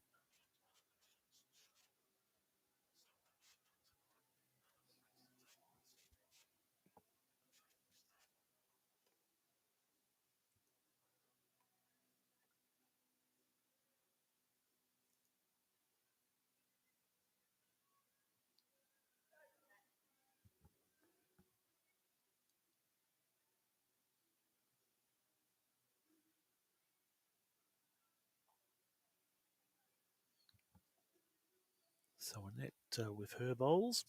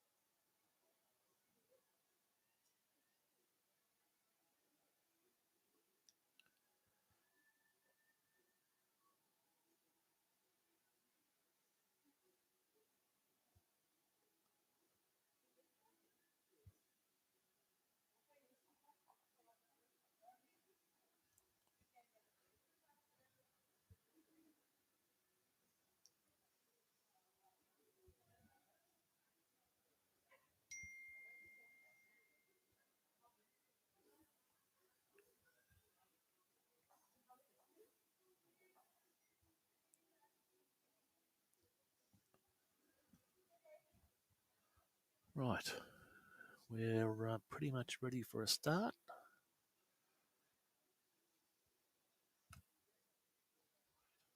So Annette Webster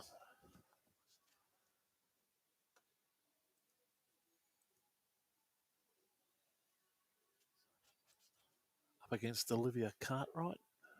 Olivia making her way down from Moana.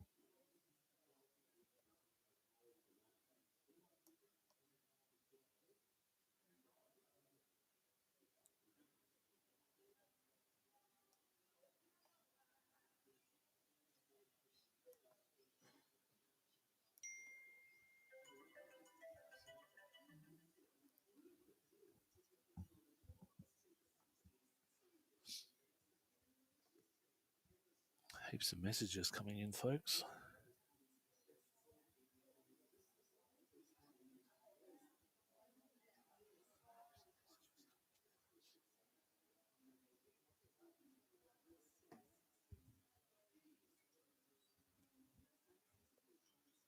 That second bowl well on the pace, just sitting in behind.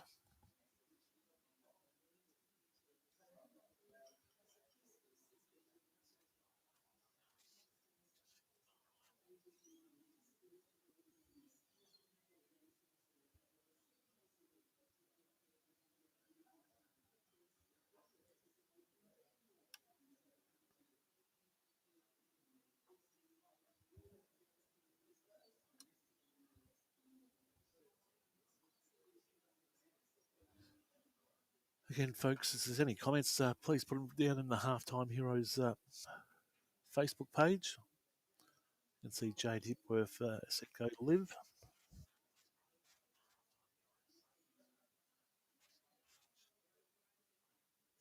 And it's coming out wider. I'll need to move back a fair way from there. And we'll sit just in behind.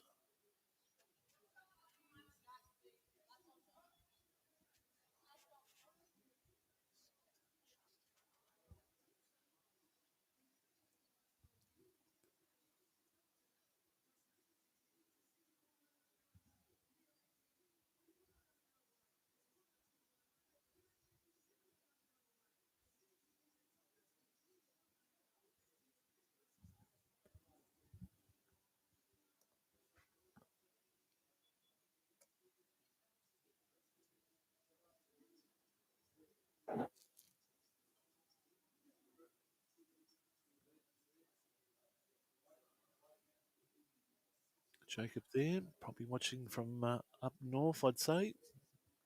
Go Olivia. Good to have you on, Jacob.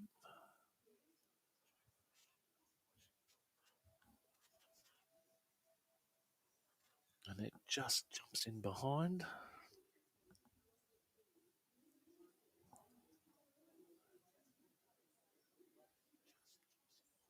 So Sharon just indicating the one shot there.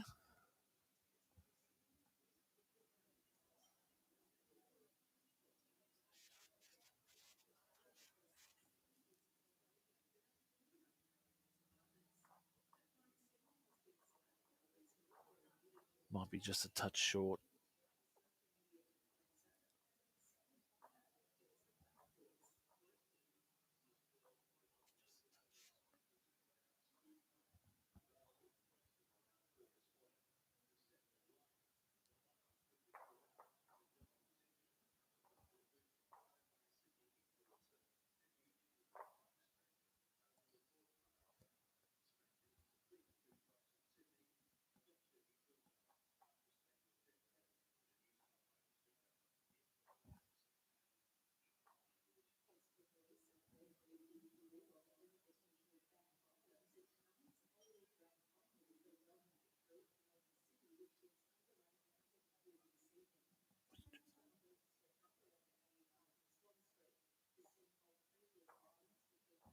Rightio, so Annette taking the one shot there.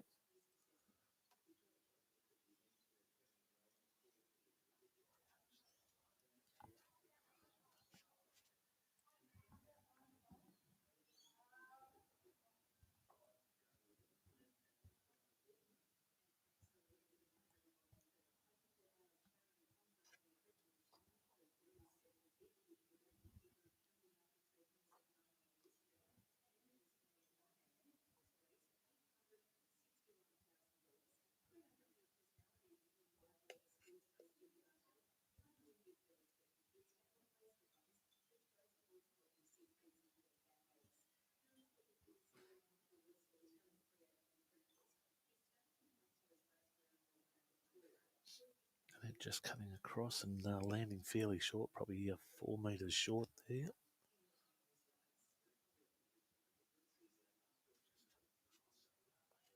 If you're on the backhand, they'll quickly learn that this green plays fairly wide. Nice length though.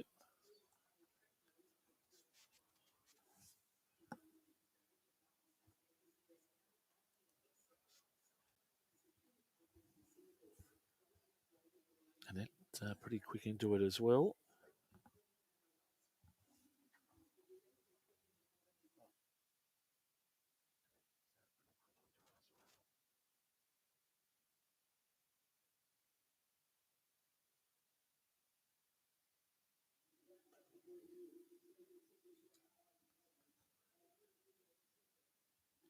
Just placing the lunch order there. As you can see, Phil walking there in the background.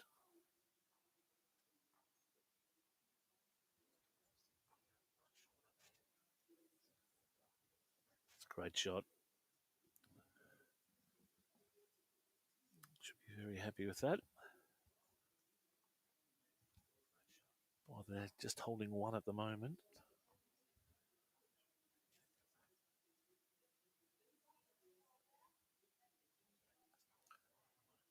We'll try and keep you up to date as well with scores around the Mornington Peninsula.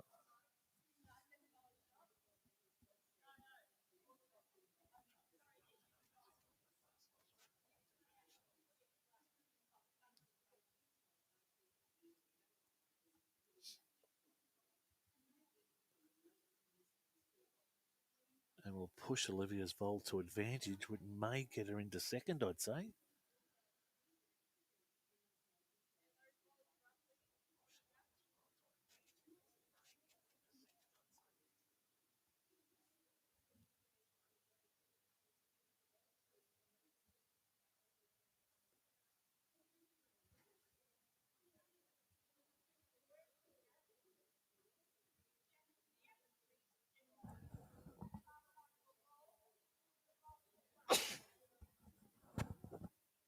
And that potentially may give her 3.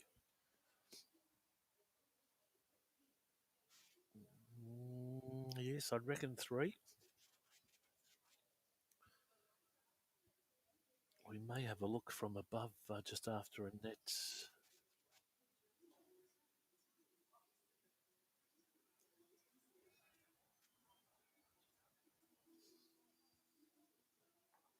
Maybe narrow. This will swing. So if we go from an overhead view, we can see the position there. So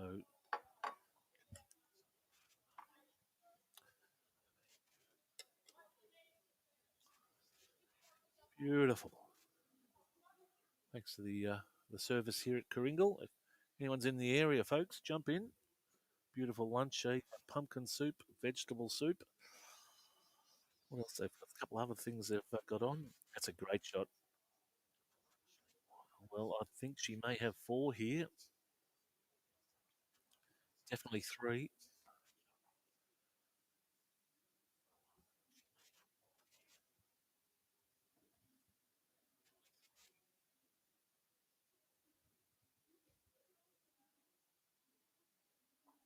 Yeah, I think we're going to have a look at the measure. Yep, we're going to have a measure. No.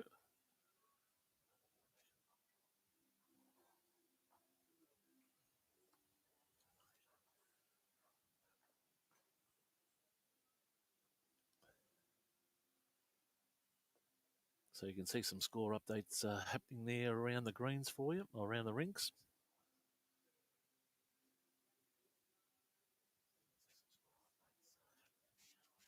As Olivia does take 4.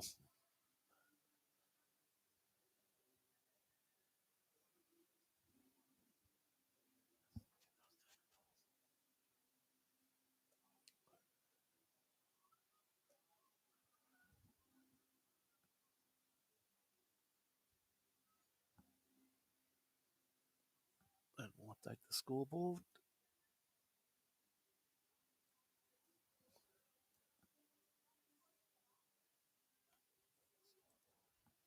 And completion of the second end.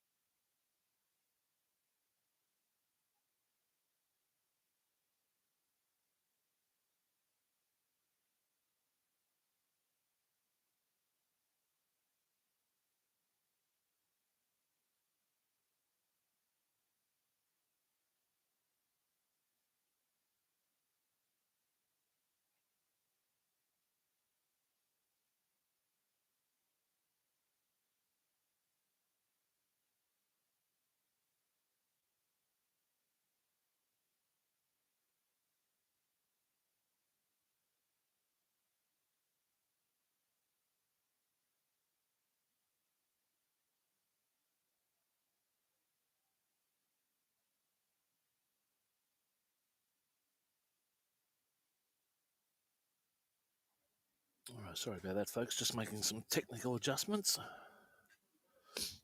Olivia picking up one there. Sharon just updating the score now.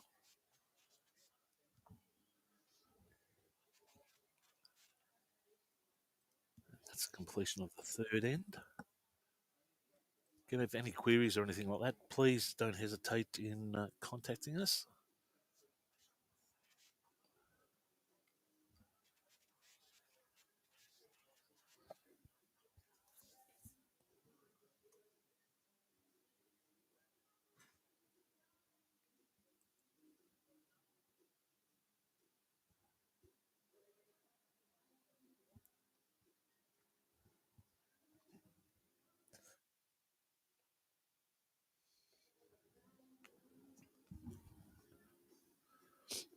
Bowling very well.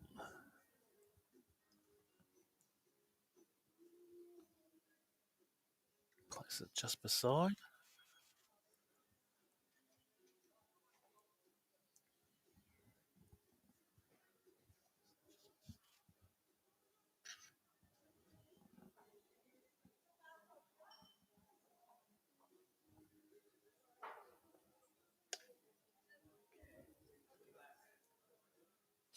Nice reply.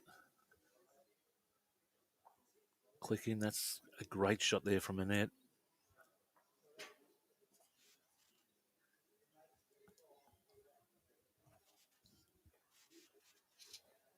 Of course, some social bowls happening out on the outside green down here at Karingal. Lunch is just about concluded.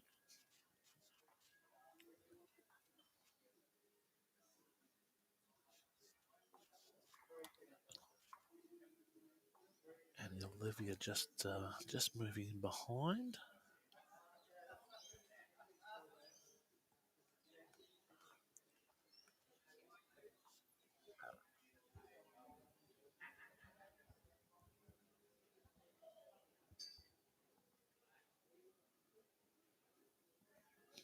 I can tell you when the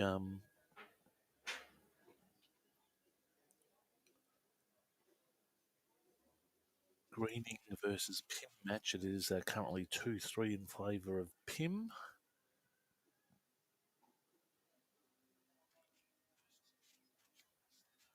Nixon versus Murdoch, it is 2-all.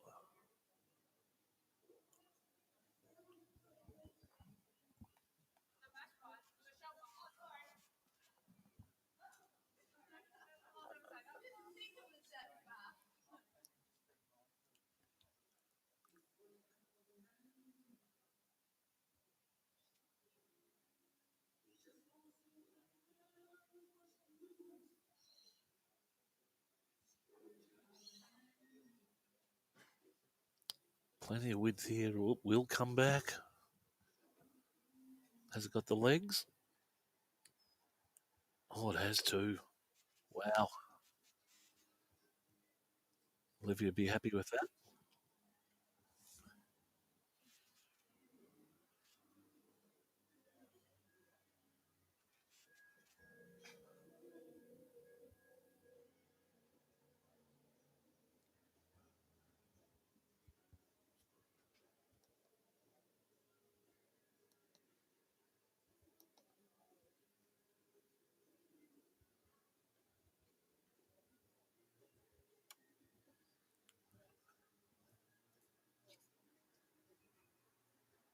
And it replies. She might find some traffic or come under. And does and falls short.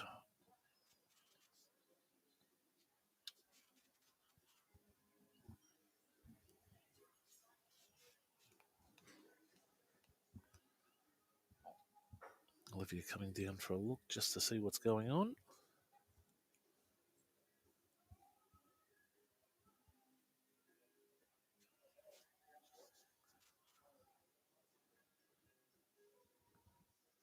Confident she's holding one there at the moment.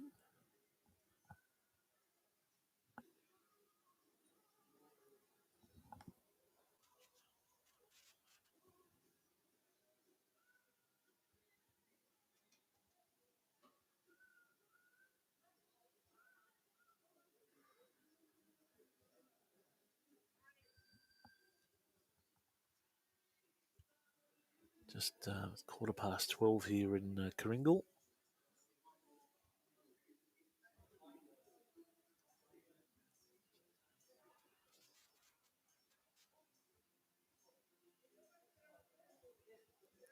Bit of weight as well.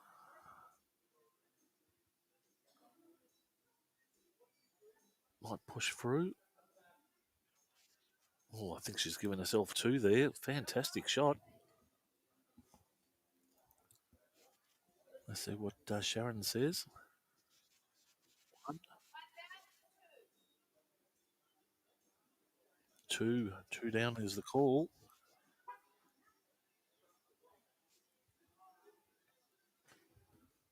So I think Annette will be looking to maybe she has the back bowl.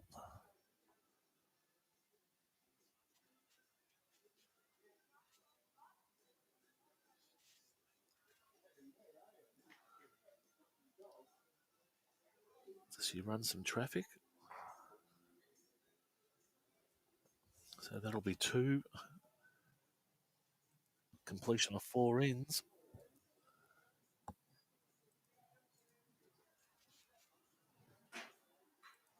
And Olivia moving in to 7.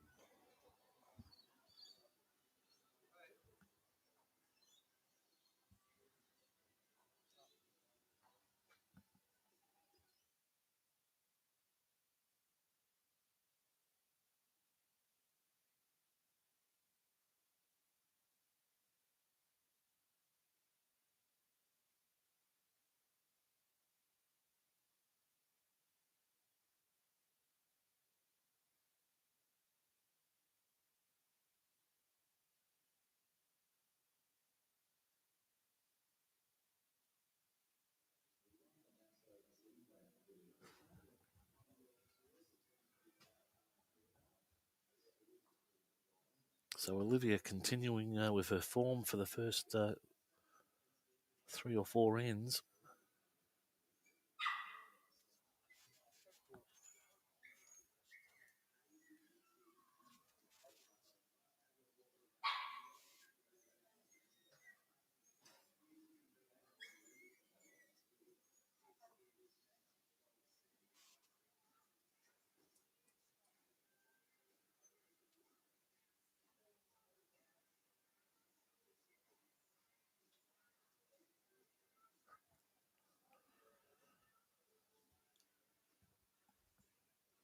Just distracted. We just had a dog, come in and start barking. Get the ref. As we see Olivia with another shot there.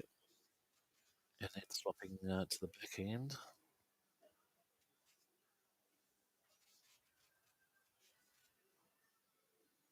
Oh, it just cuts in behind.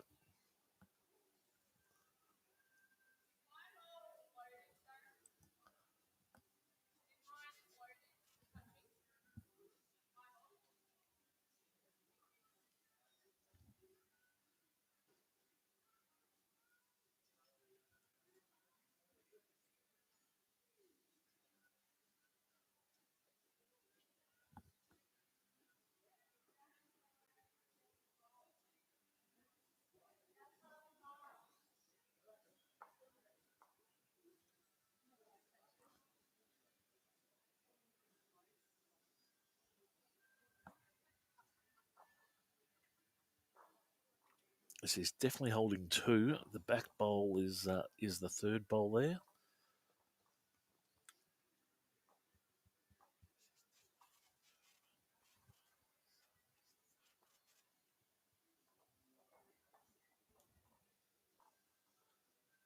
And that's is wide and long.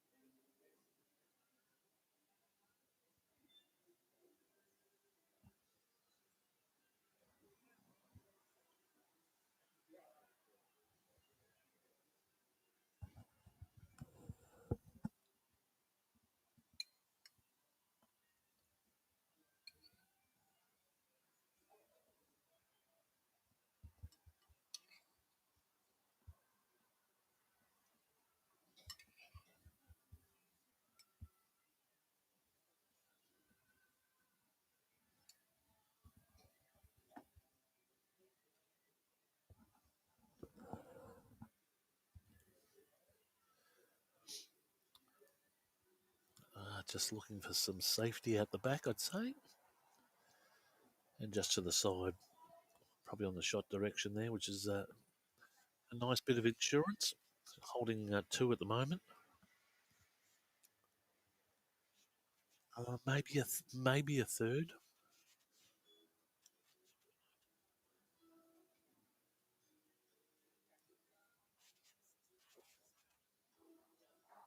No, won't come back from there. She's asking for it too, but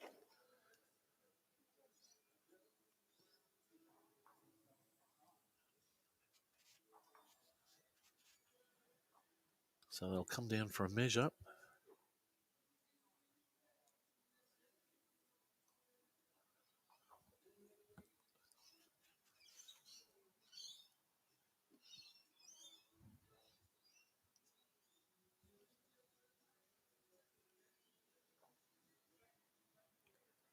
So count does look like 3.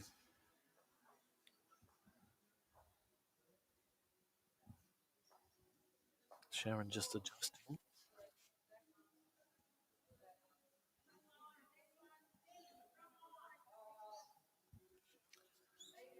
As we'll cross over to the scoreboard and just have a look. Yep, 2 was the call.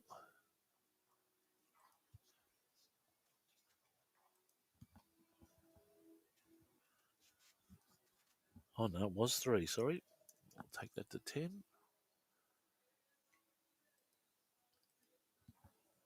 At the completion of the 5th bend. As we go back to camera 3.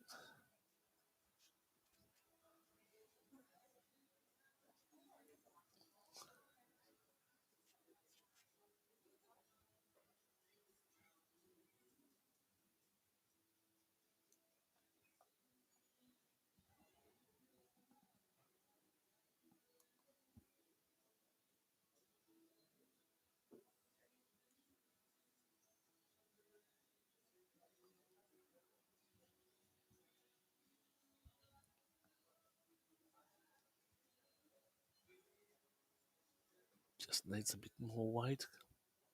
And then just falling short.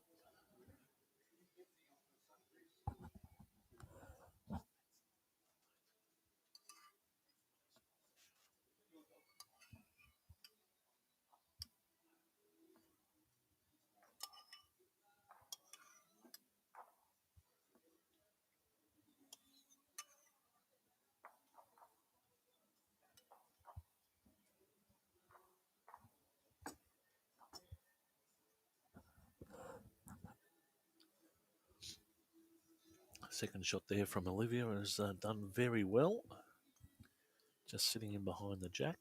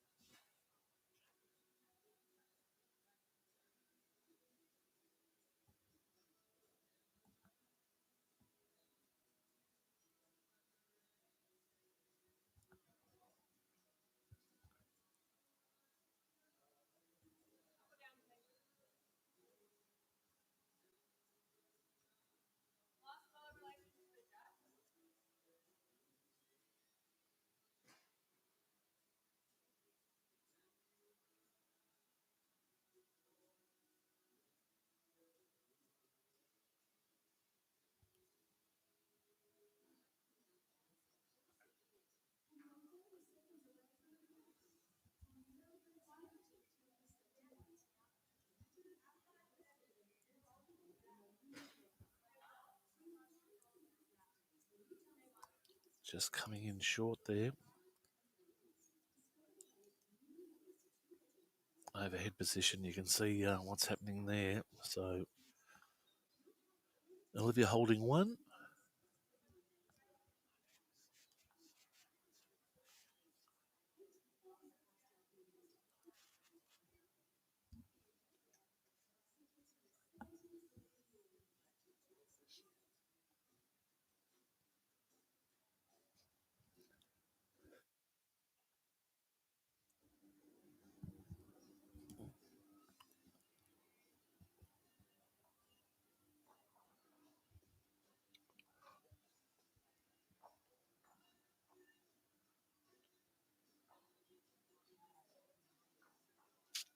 She doesn't look too happy with that. We'll see what. Yep,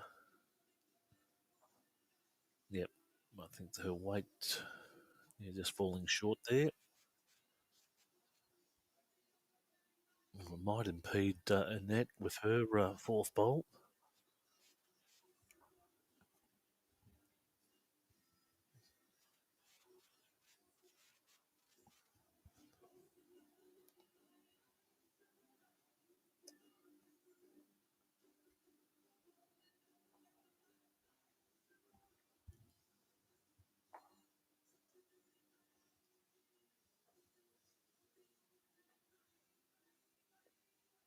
Not too wide, I think.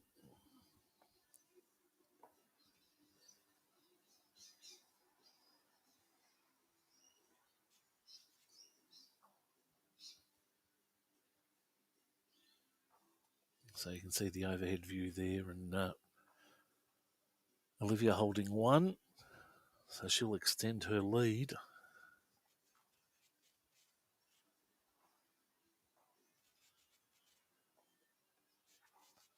I'll take it out to 11.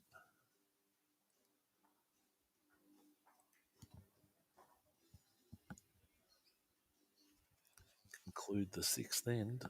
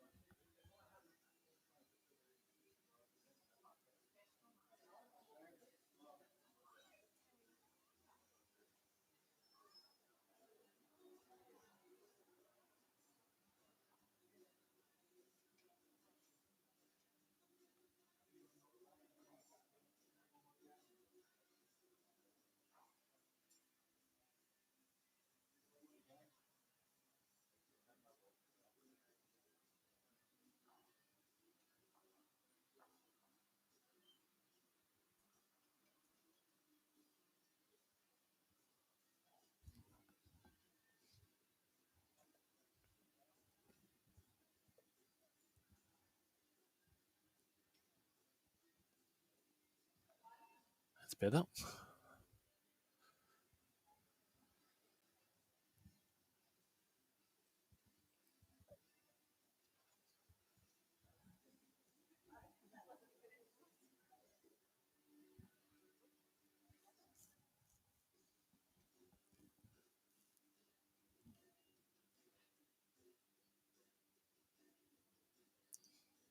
Just come across the top. Feel that Annette is holding, yes, definitely holding one.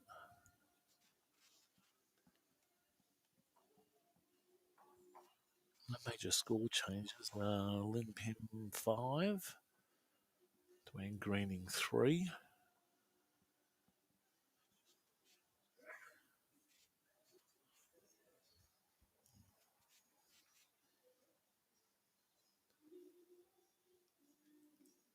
Annette likes that one.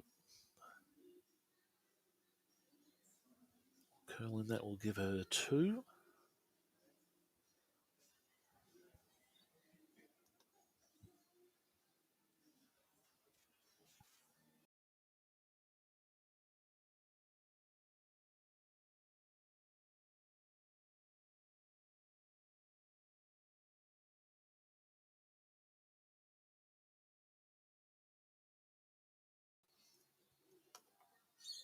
Apologies there, folks. Just got some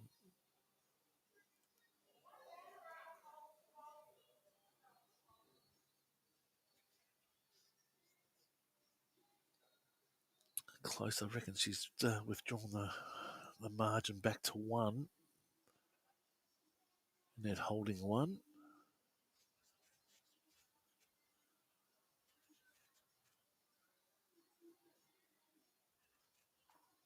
Nice line, but it might be narrow.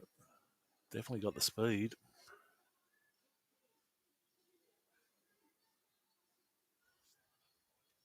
That will give her 2 now.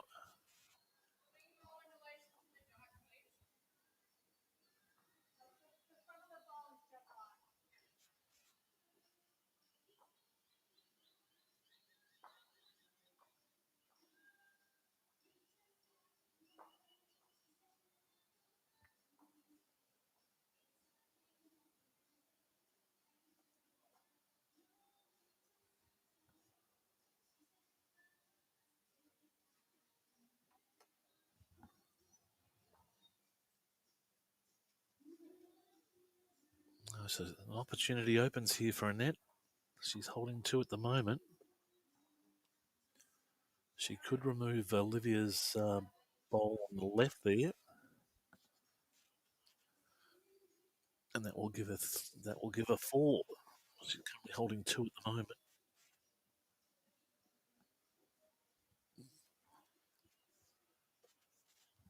Well, here we go. Let's see what happens. Plenty of room.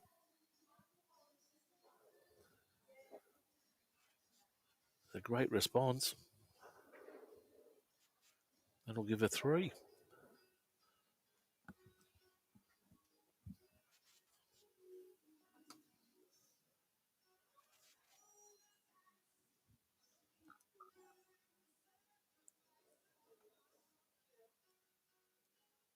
We'll just wait for the all clear.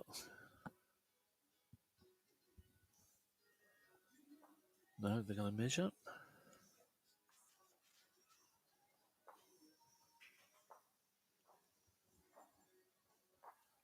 As we cut to the scores there.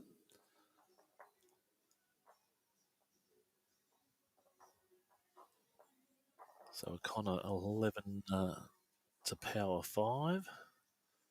Parsons 9. Warren 2. Nixon 4. Murdoch 5.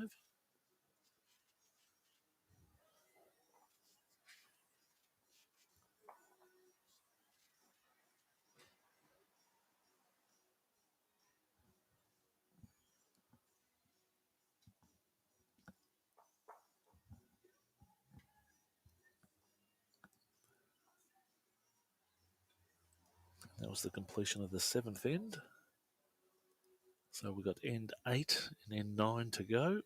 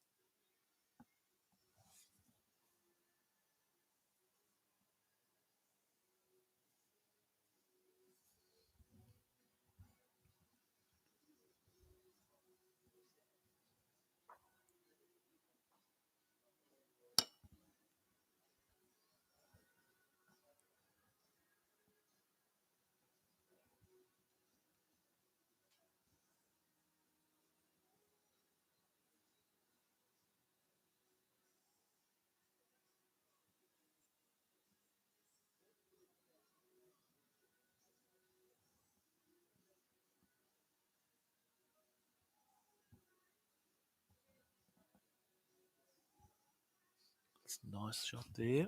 Just sitting well behind the jack by about 80 centimetres.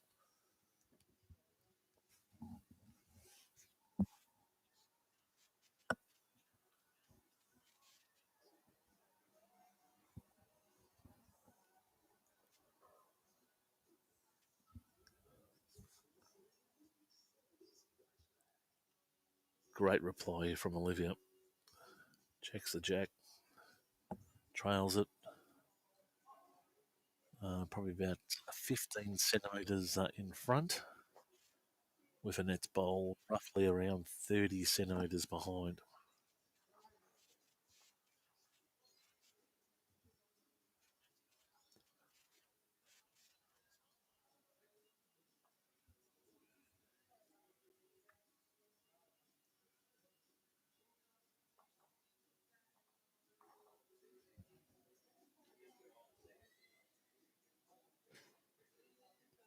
Great attempt there from Annette.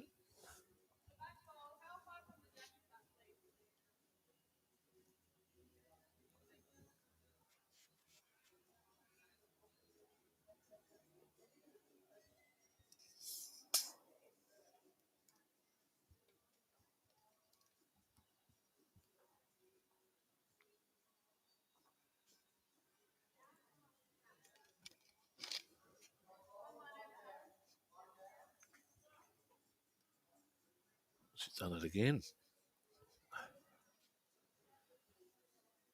Should be happy with that. Holding 2.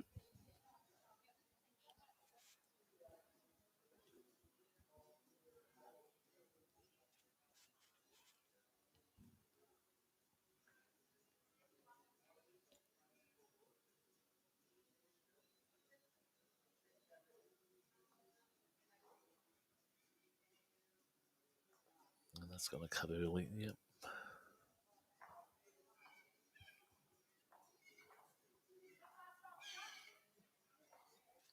So ideally, Olivia would like to sit right in between those 2 bowls there.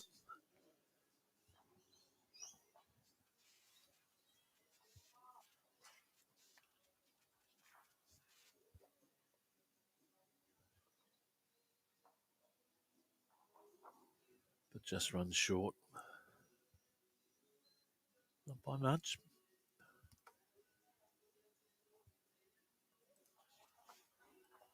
So she'll jump to 13. With 1 end to go of this set.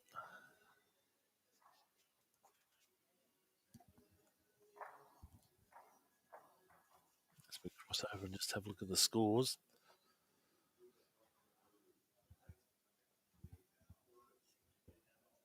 So Lynn Pim extending her lead by 2. The Murdoch-Nixon matches are neck and neck. It looks like Powers and Warren have completed their sets.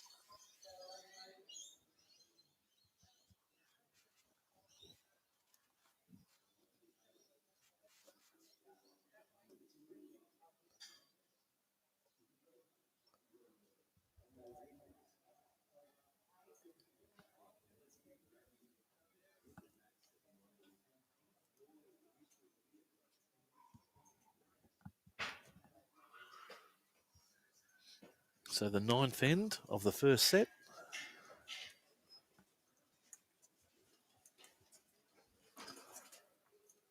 And the better way to start with a resting touch just on the first bowl. Bowling very well, Olivia.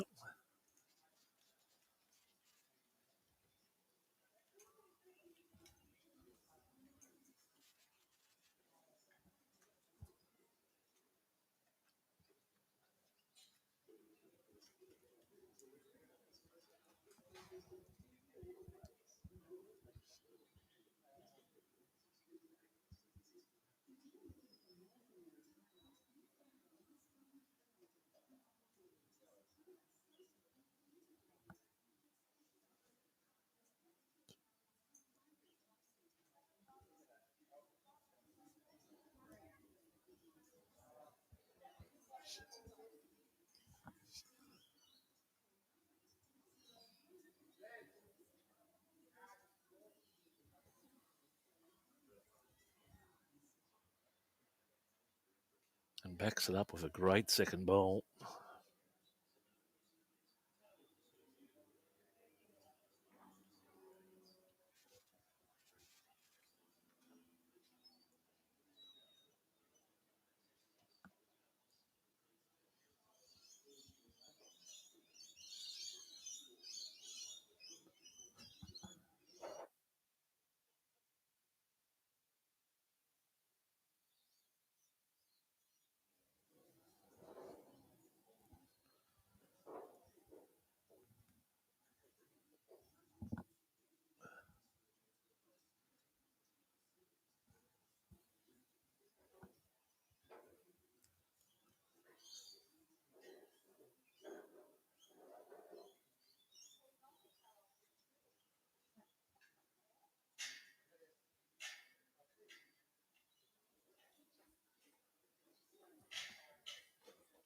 cuts across.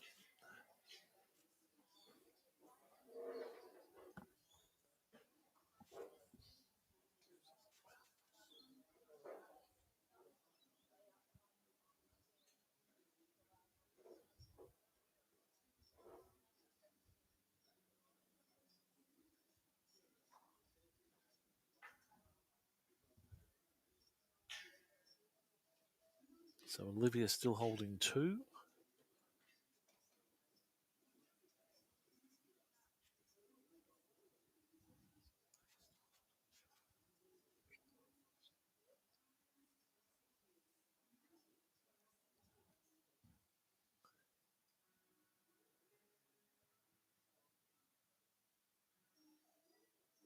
Just a bit of insurance out the back.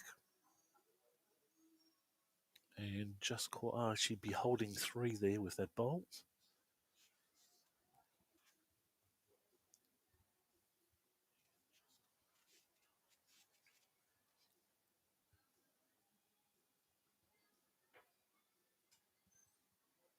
And that would be looking to disrupt the party, but it's going to fall short and around. So I think it's, pretty sure it's 3.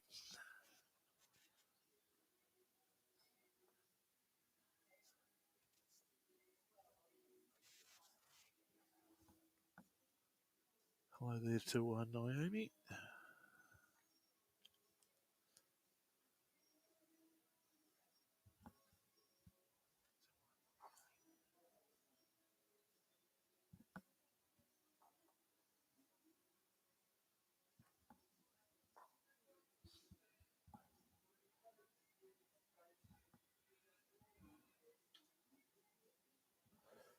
So that'll complete the set. I've already got one set up against Webbs. I'll just remove that. I'll chuck that on Olivia.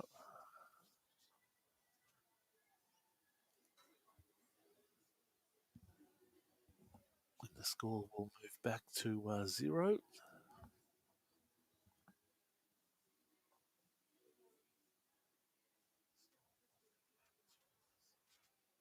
And back to one end.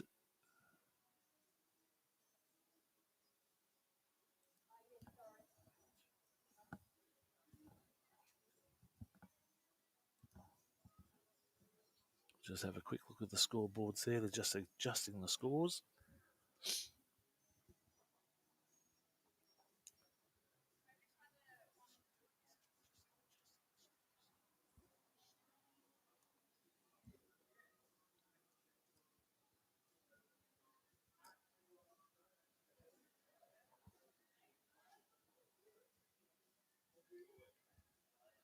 So just a reminder, folks, pending scores or pending results at the completion of this game will cease the stream when the match restarts. And that will be with Sharon Jarvis, I'd say, playing against the winner of this match. Either way, it'll be Olivia. So it'll be Olivia and Sharon. I'm not sure if they're on this rink. They may be on another rink. But conclusion of this match, we'll stop the stream and restart another stream on commencement of round 3.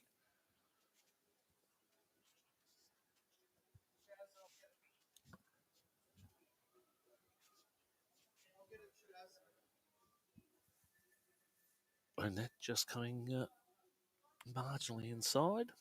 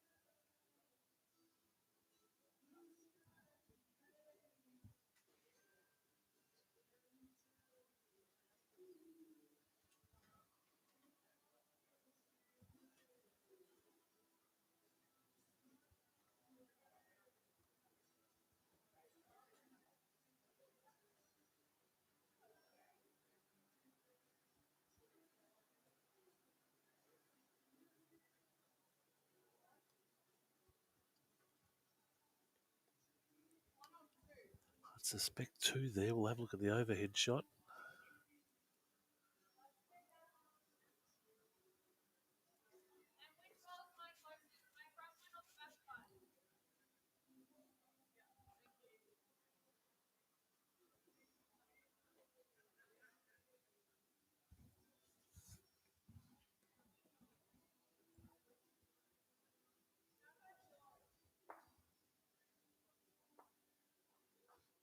So Olivia potentially, definitely down 1, maybe down 2.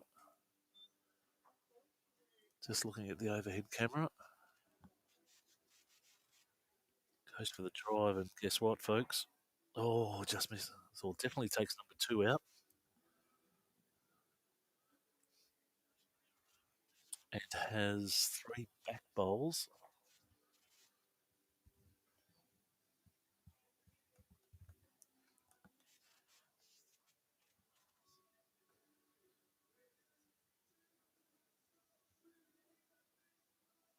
Shot coming in now from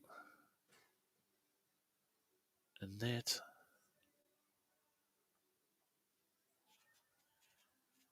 Right above, gives her 2. Great shot.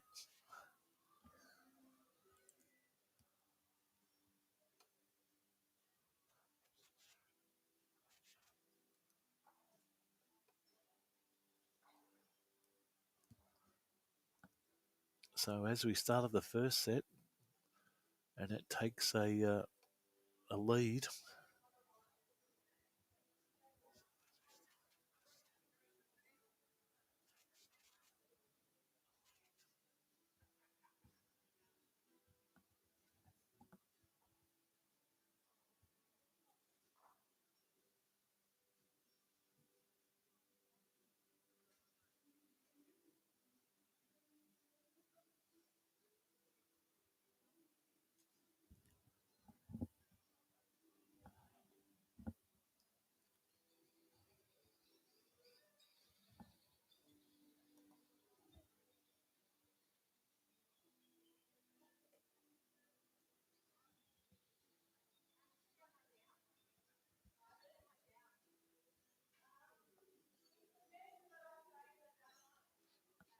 And I'll just update the score there. So that's 2 after one end of the second set.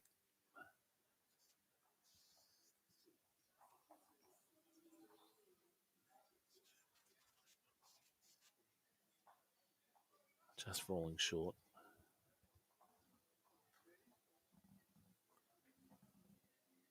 So it looks like a second set's underway on the Greening Pim rink.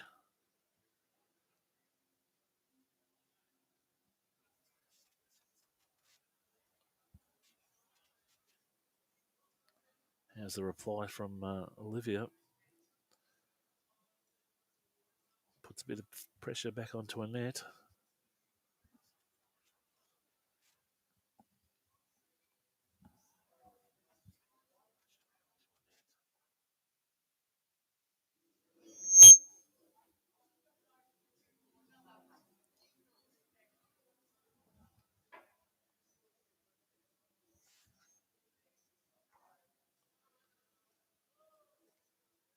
Annette replies very well.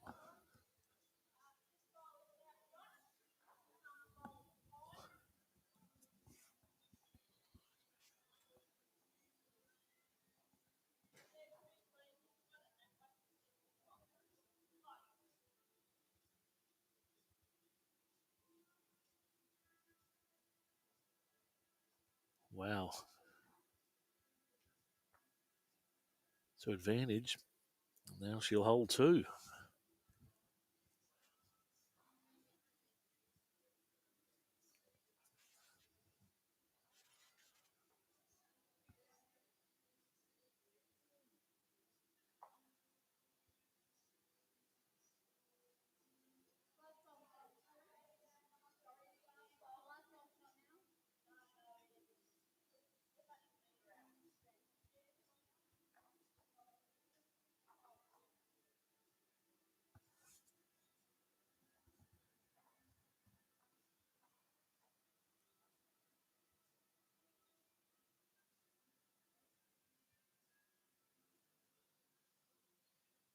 Olivia persisting with the forehand. Probably no room for the backhand. Might be just short on weight.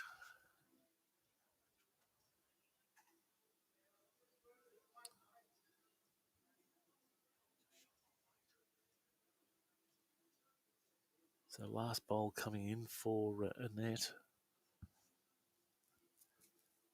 Should be looking for that gap there just above Annette's second bowl.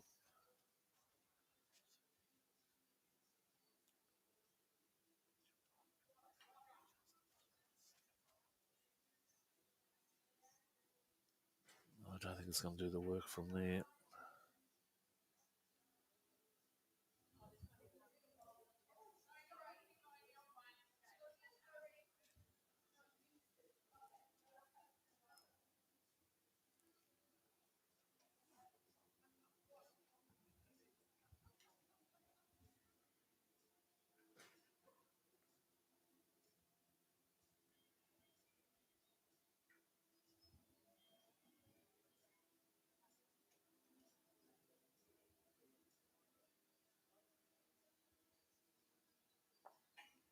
Oh, it's going to be close to 3.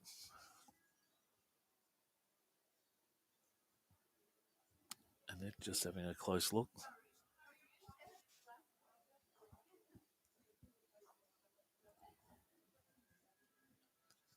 Let's pop over to the scoreboard. We'll see Sharon update the score.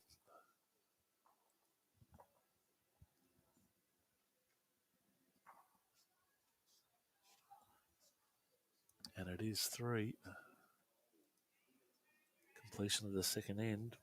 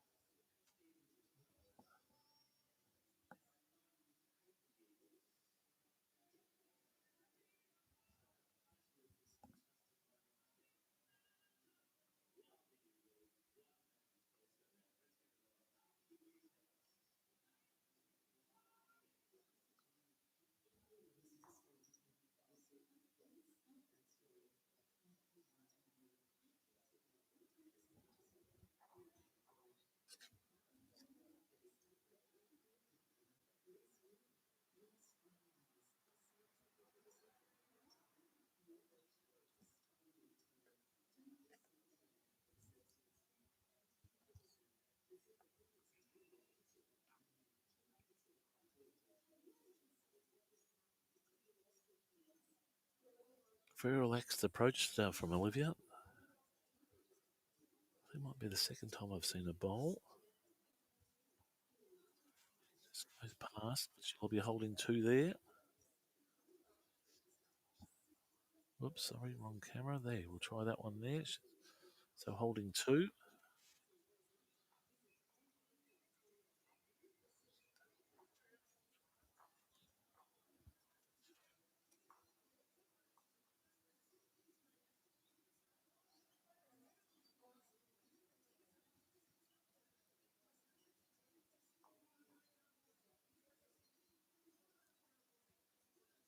And I'd say that would be reduced to 1 now.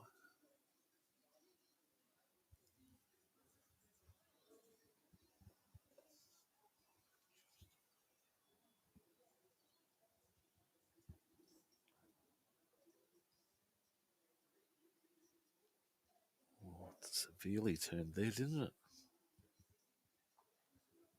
Guess what? She's knocked Annette out, and I'd reckon she'd be holding the 3 now.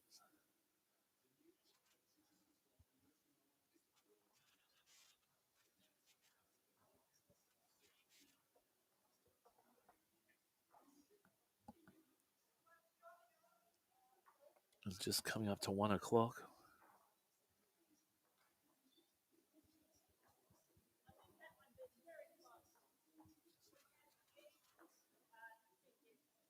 attempt.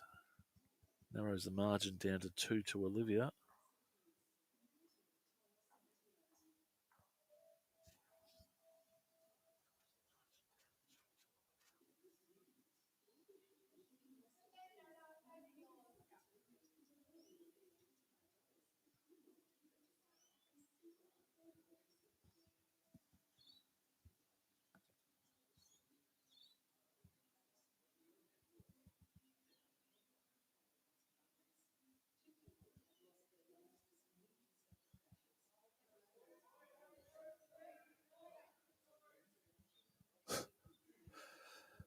She's done it again.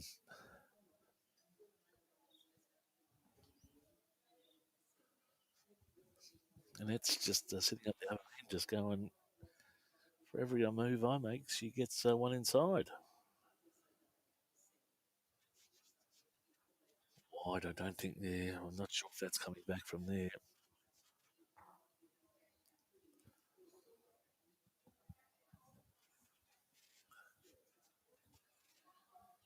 So definitely 3. Could even take a measure and take the bottom right-hand corner under the Skyedome sign.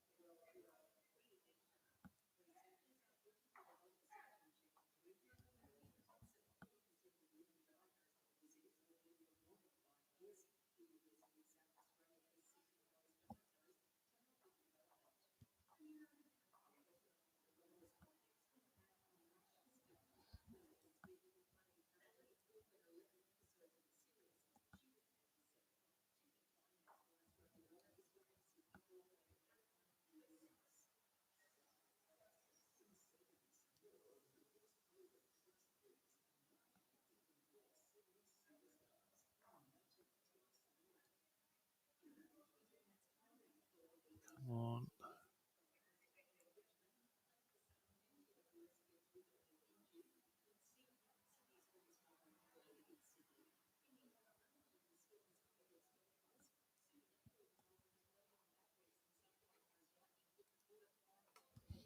So the score now moves out to 6. Completion of the third end.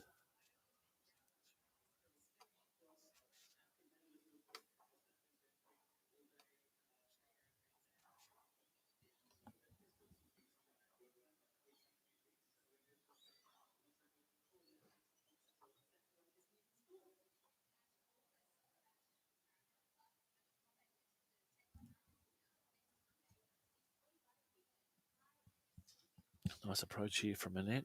That'll get her in the prime position there. And she'll hold 2.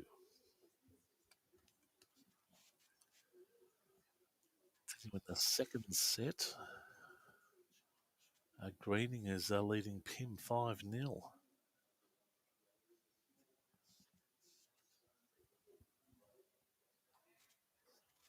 And it's 1 shot up.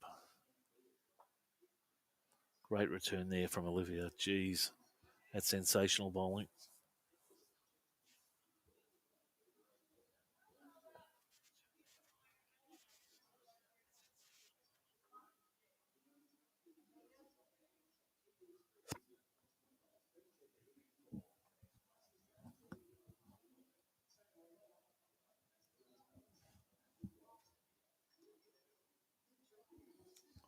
Nice bit of pace on this 4. She's going to clip it or just miss it. Just miss it.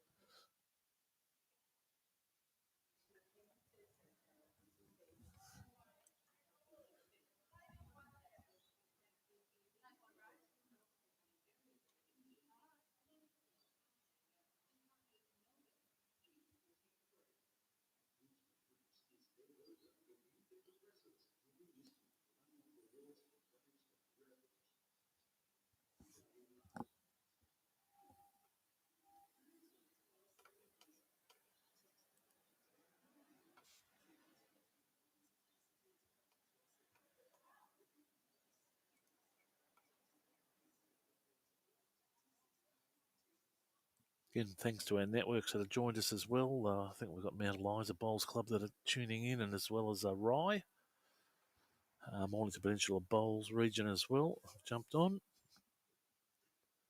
And also a number of groups around Australia.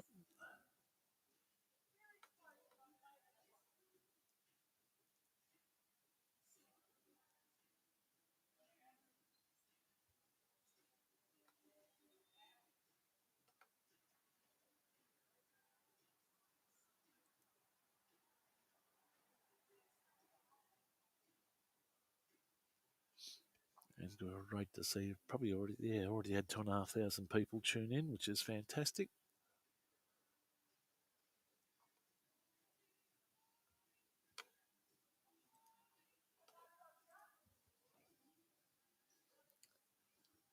So Olivia will pick up 1.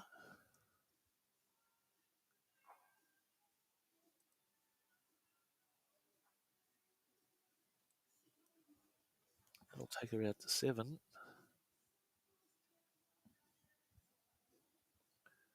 So we quickly have a look at the scores there around the rinks.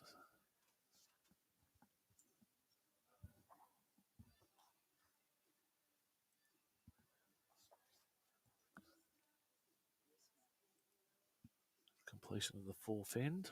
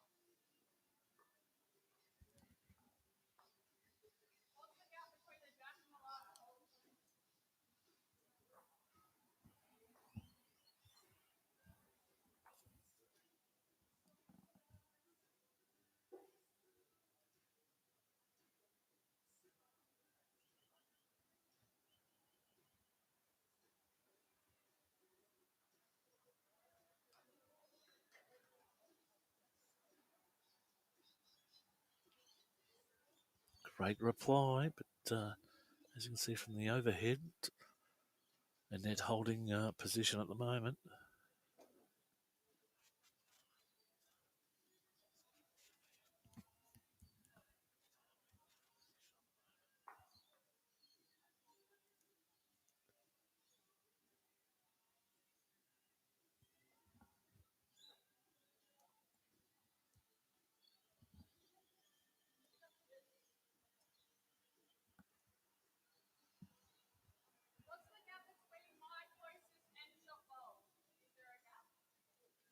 So Olivia just asking for the gap.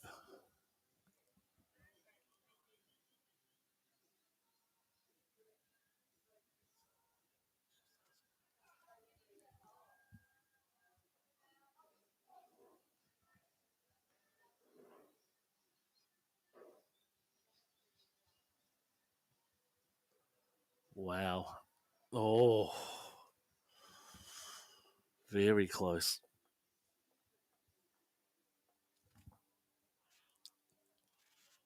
I can tell you, Greening's extended out to 7-0 over Pim. Parsons leading 7-4 over Warren. Nixon leading 2-1 over Murdoch.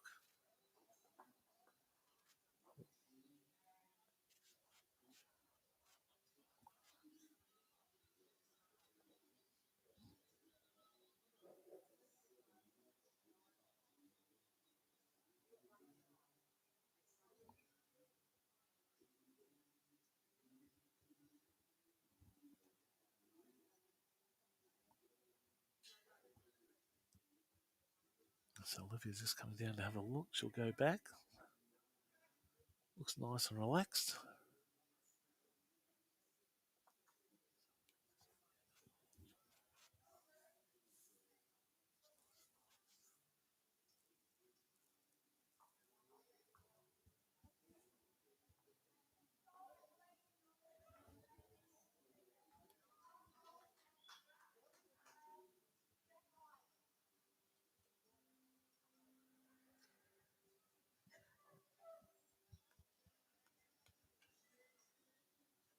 No.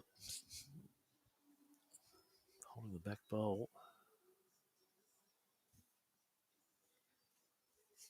Pretty sure Annette would like to draw here.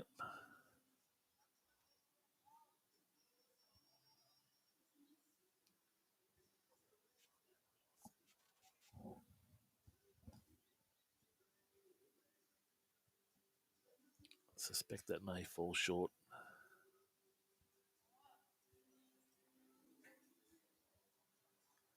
And it does.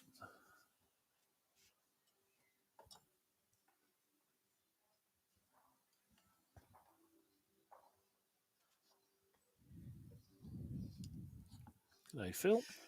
I'm back, Pete. Very interesting. Great display here from Olivia. Yeah, no, she's a good bowler, isn't she? I noticed even a couple of ends when she was under the pump, she came up with the goods, didn't she? Yeah. And of course, she won through last year here as well. So whilst she still has to play another match, and that'll be against Sharon Jarvis, who won the first. So that'll be a rip-roarer game, that one. And of course, Sharon Jarvis has done so extremely well as far as the region is concerned, winning, I think, female singles, region singles, and ladies champion of champions. I'm fairly confident, Pete. So and did do very well up at the States. So that'll be a very good match. That'll be worth watching. I know Sharon wasn't unhappy that she wasn't playing on the show rink, Pete. A lot of people express that to me, Phil. You're not that scary. Anyway, it's sort of all seem to be running in time this time around. A lot quicker turnaround. Yes. Yeah, well, it just depends. I think we had, two people who are very meticulous on the mat, playing with against each other, which sort of creates that. I was diplomatic. Yeah, I know. It's totally diplomatic, Phil. Why were you laughing? I was just they weren't taking their time. They were just making sure they're shot to qualify. That's all. Well, the reality is that each and every one of their shots had exactly the same preamble, so it wasn't as though they were deliberately wasting time or anything. So that's fair enough. Interesting match happening on rink 4 with Lynn taking the first set. No, it wasn't. Oh, it wasn't. I can tell you, ended up it ended up being a draw. So I'd say Lynn's in a bit of trouble here now, 7-zip down. Anne Greening ended up getting 3 on the last end, I'm told, to have Wow. made it a draw. So that was unfortunate, giving that up on the last end. They'll probably be calling for an umpire, which will be bit of action here now. Up gets Leonie Flint, officiating today as umpire. Very kind of her to do that. Dual member with Karingal as so with Stratford down in Gippsland. And not participating, Phil? In No, she's not. Obviously not.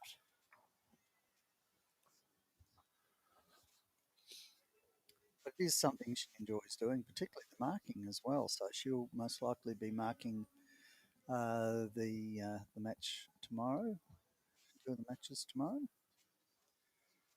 Annette just pushing through, holding 1. Currently trailing 3-7 at the moment on the 6th end. So we're two and a bit ends to play. Mm. If So looking over on ring 7, Rachel Powers needs to win this match to still be in it, having lost the first match. Jeff Warren appears to be down to young Parsons from Mo Amma, and that's Mackenzie Parsons. And I'm fairly confident she won the first set very confidently. So Mackenzie's looking pretty comfortable there.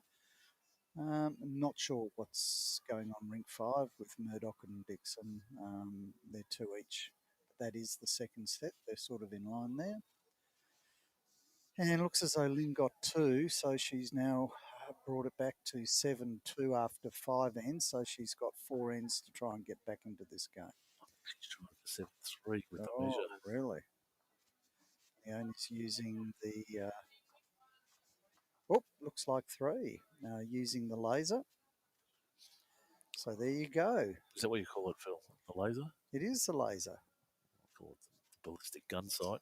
It is a bit like that, but there you go. That was a 3-4-way measure almost. So that was, there you go.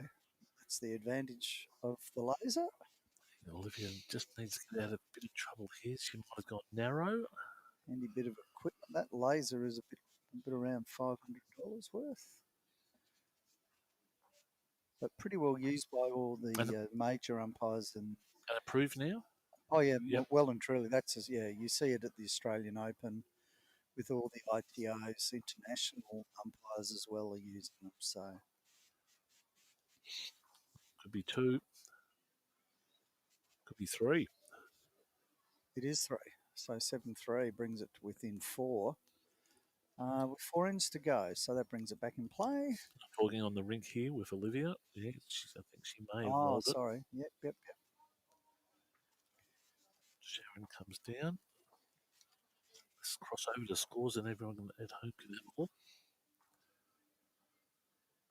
She might be putting 1 more. No. So it stays at 5.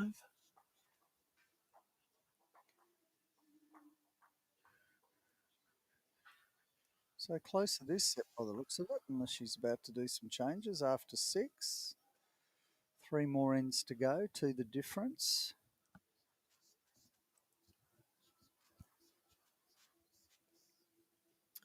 A little bit busy here today. I'd like to thank Anne Peckham and Glenna Smith in the kitchen today, making on 2 different sorts of soup, of which you had, Pete. Sensational vegetable soup, folks. Together with mixed bunch of sandwiches. So it's a round and a half of mixed sandwiches, which were lovely. And doing egg and bacons this morning. So we thank them for it. Mike Boucher, who's the Vice President of the Bowls Committee, was data entry and also sign in. But he's also running Saturday social out there, Pete, as you can see. We've got good numbers out there. Yeah, three bowls. So some of them need a little bit of education on walking behind the greens, the rinks as they walk out to the outside green. But anyway, we'll monitor that when it comes to that.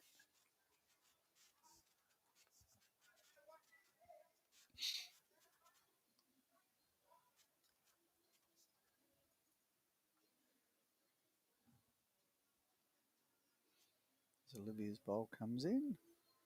It will be shot, but probably could be 2.5, 3 feet short. Still gives plenty of room.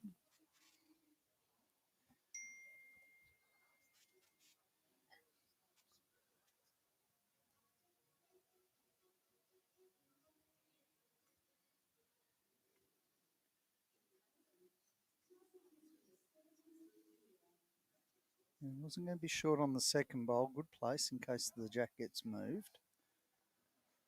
Well, I'll be reliably told that Annette has also joined Caulfield. Has she? So lost with Armadale as Caulfield.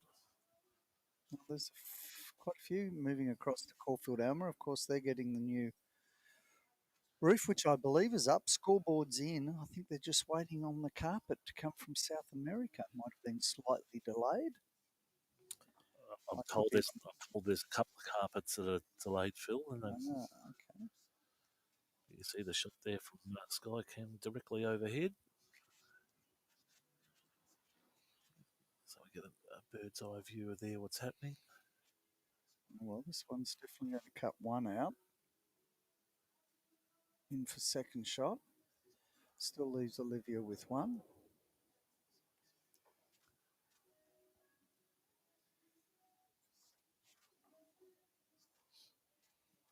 Well, Annette could strike back here and force it to a third set. I don't think Olivia, she doesn't really want to be short. She doesn't want to give it a ledge. Oh, it's sort of in front, so maybe not. But she's holding two there in the screen. Yeah, I think Annette needs to look at pushing the last bowl that came in, or even move Jack for two would be very handy. Don't expect her to be short at all. Clearly an arms bowler with the black stripe running down the middle where the grip is. Bowl is coming in, needs to, it's hit in, unfortunately. That will be two to Olivia with a bowl to come. It's definitely two. Call is 1 or 2. Looks as though there may be a match that's finished over there. I might have to go and make sure we clear up those scoreboards, but we should be fine, Pete. Well, you caught up some time there, Phil. We're 50 minutes behind. Yes, look at that. Now we've sped up. All right.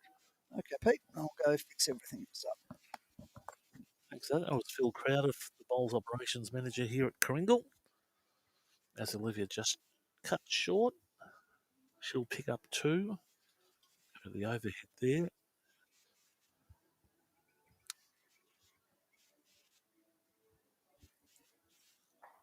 And see those clearly in place there now.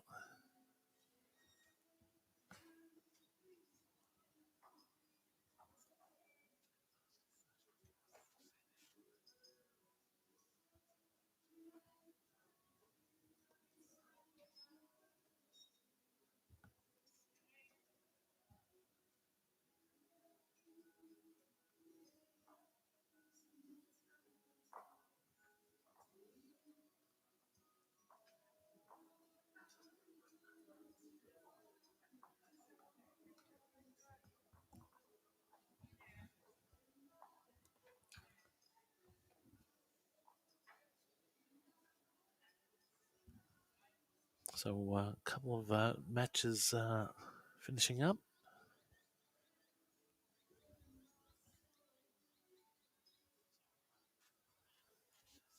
And Olivia there taking two shots. Just update the scoreboard there. That's a completion of the seventh end.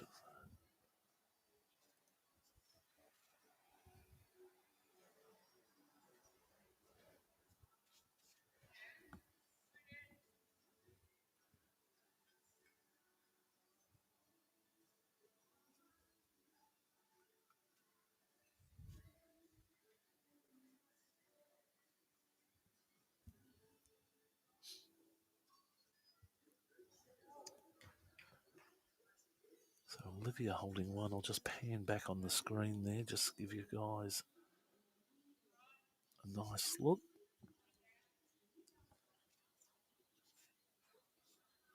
great correction there from Olivia. Probably about 50 centimetres in front of the jack.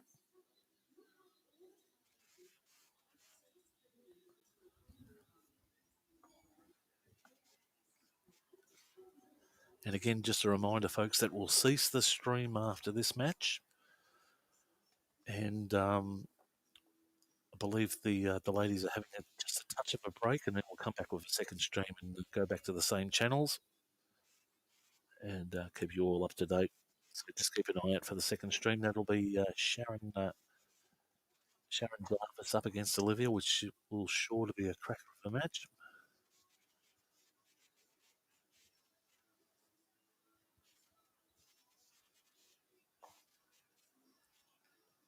And that's 2 there.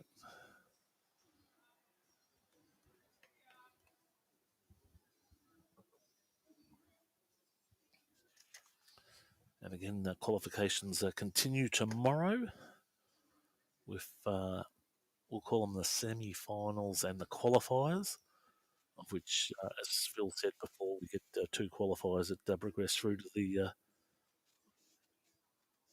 championship.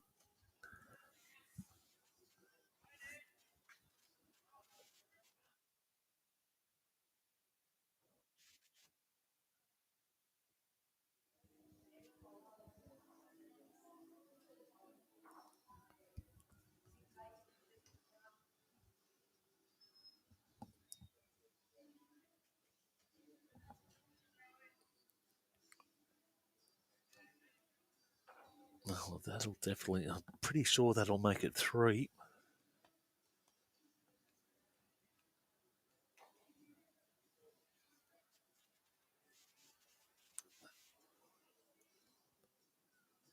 Some weight here coming. I might put a correct.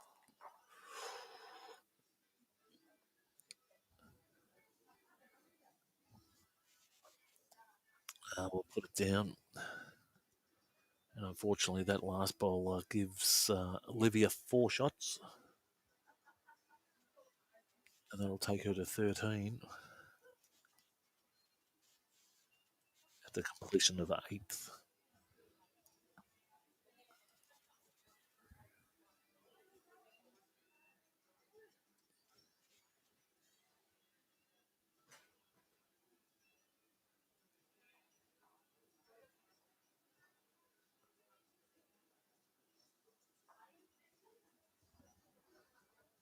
So I'll just wait for Sharon to update the score.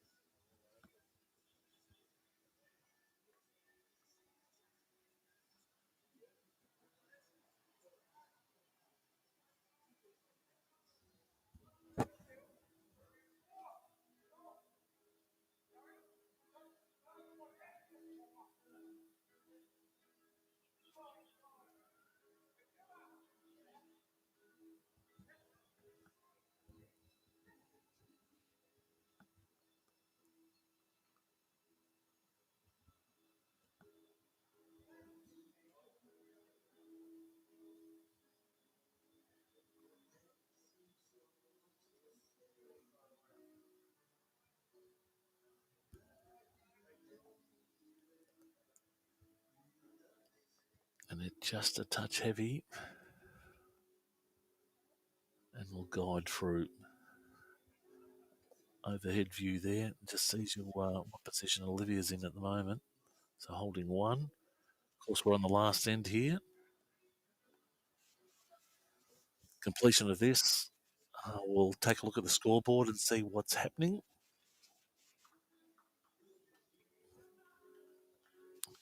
Just moves through. I suspect that's still one.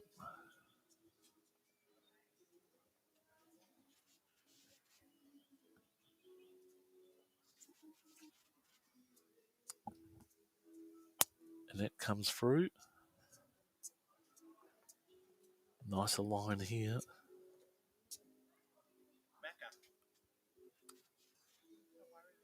And holds it and puts it onto a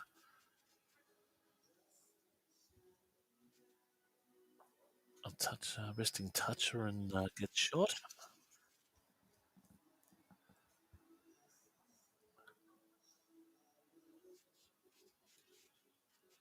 Let's see what. Oh, nearly. Very close. So Annette holding one here. Coming for the last bowl of the session.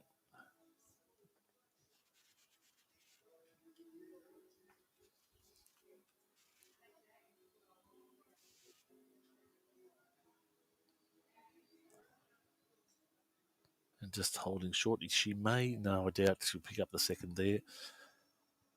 So Annette will pick up the last end.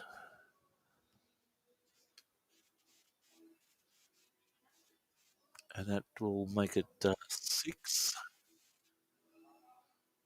after 9 ends. And that will draw completion. So Olivia Cartwright will play Sharon Jarvis.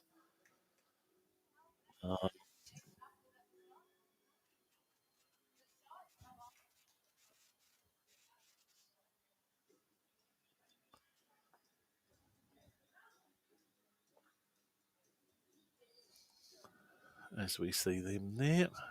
So a great conclusion there. Let's cross over to camera 6 and just have a look at the scoreboards there. So Annette will bow out at 6:13. Olivia will go through. Some very close scores. It looks like Greening will qualify, knocking state qualifier out Lynn Pim. That's 10-4. And then Nixon, 7 ends there, leading 6-4. And O'Connor leading 11-4.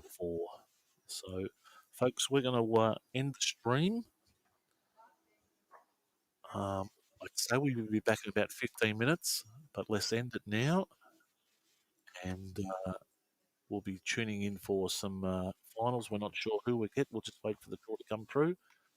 But you've been listening and watching to Halftime Heroes.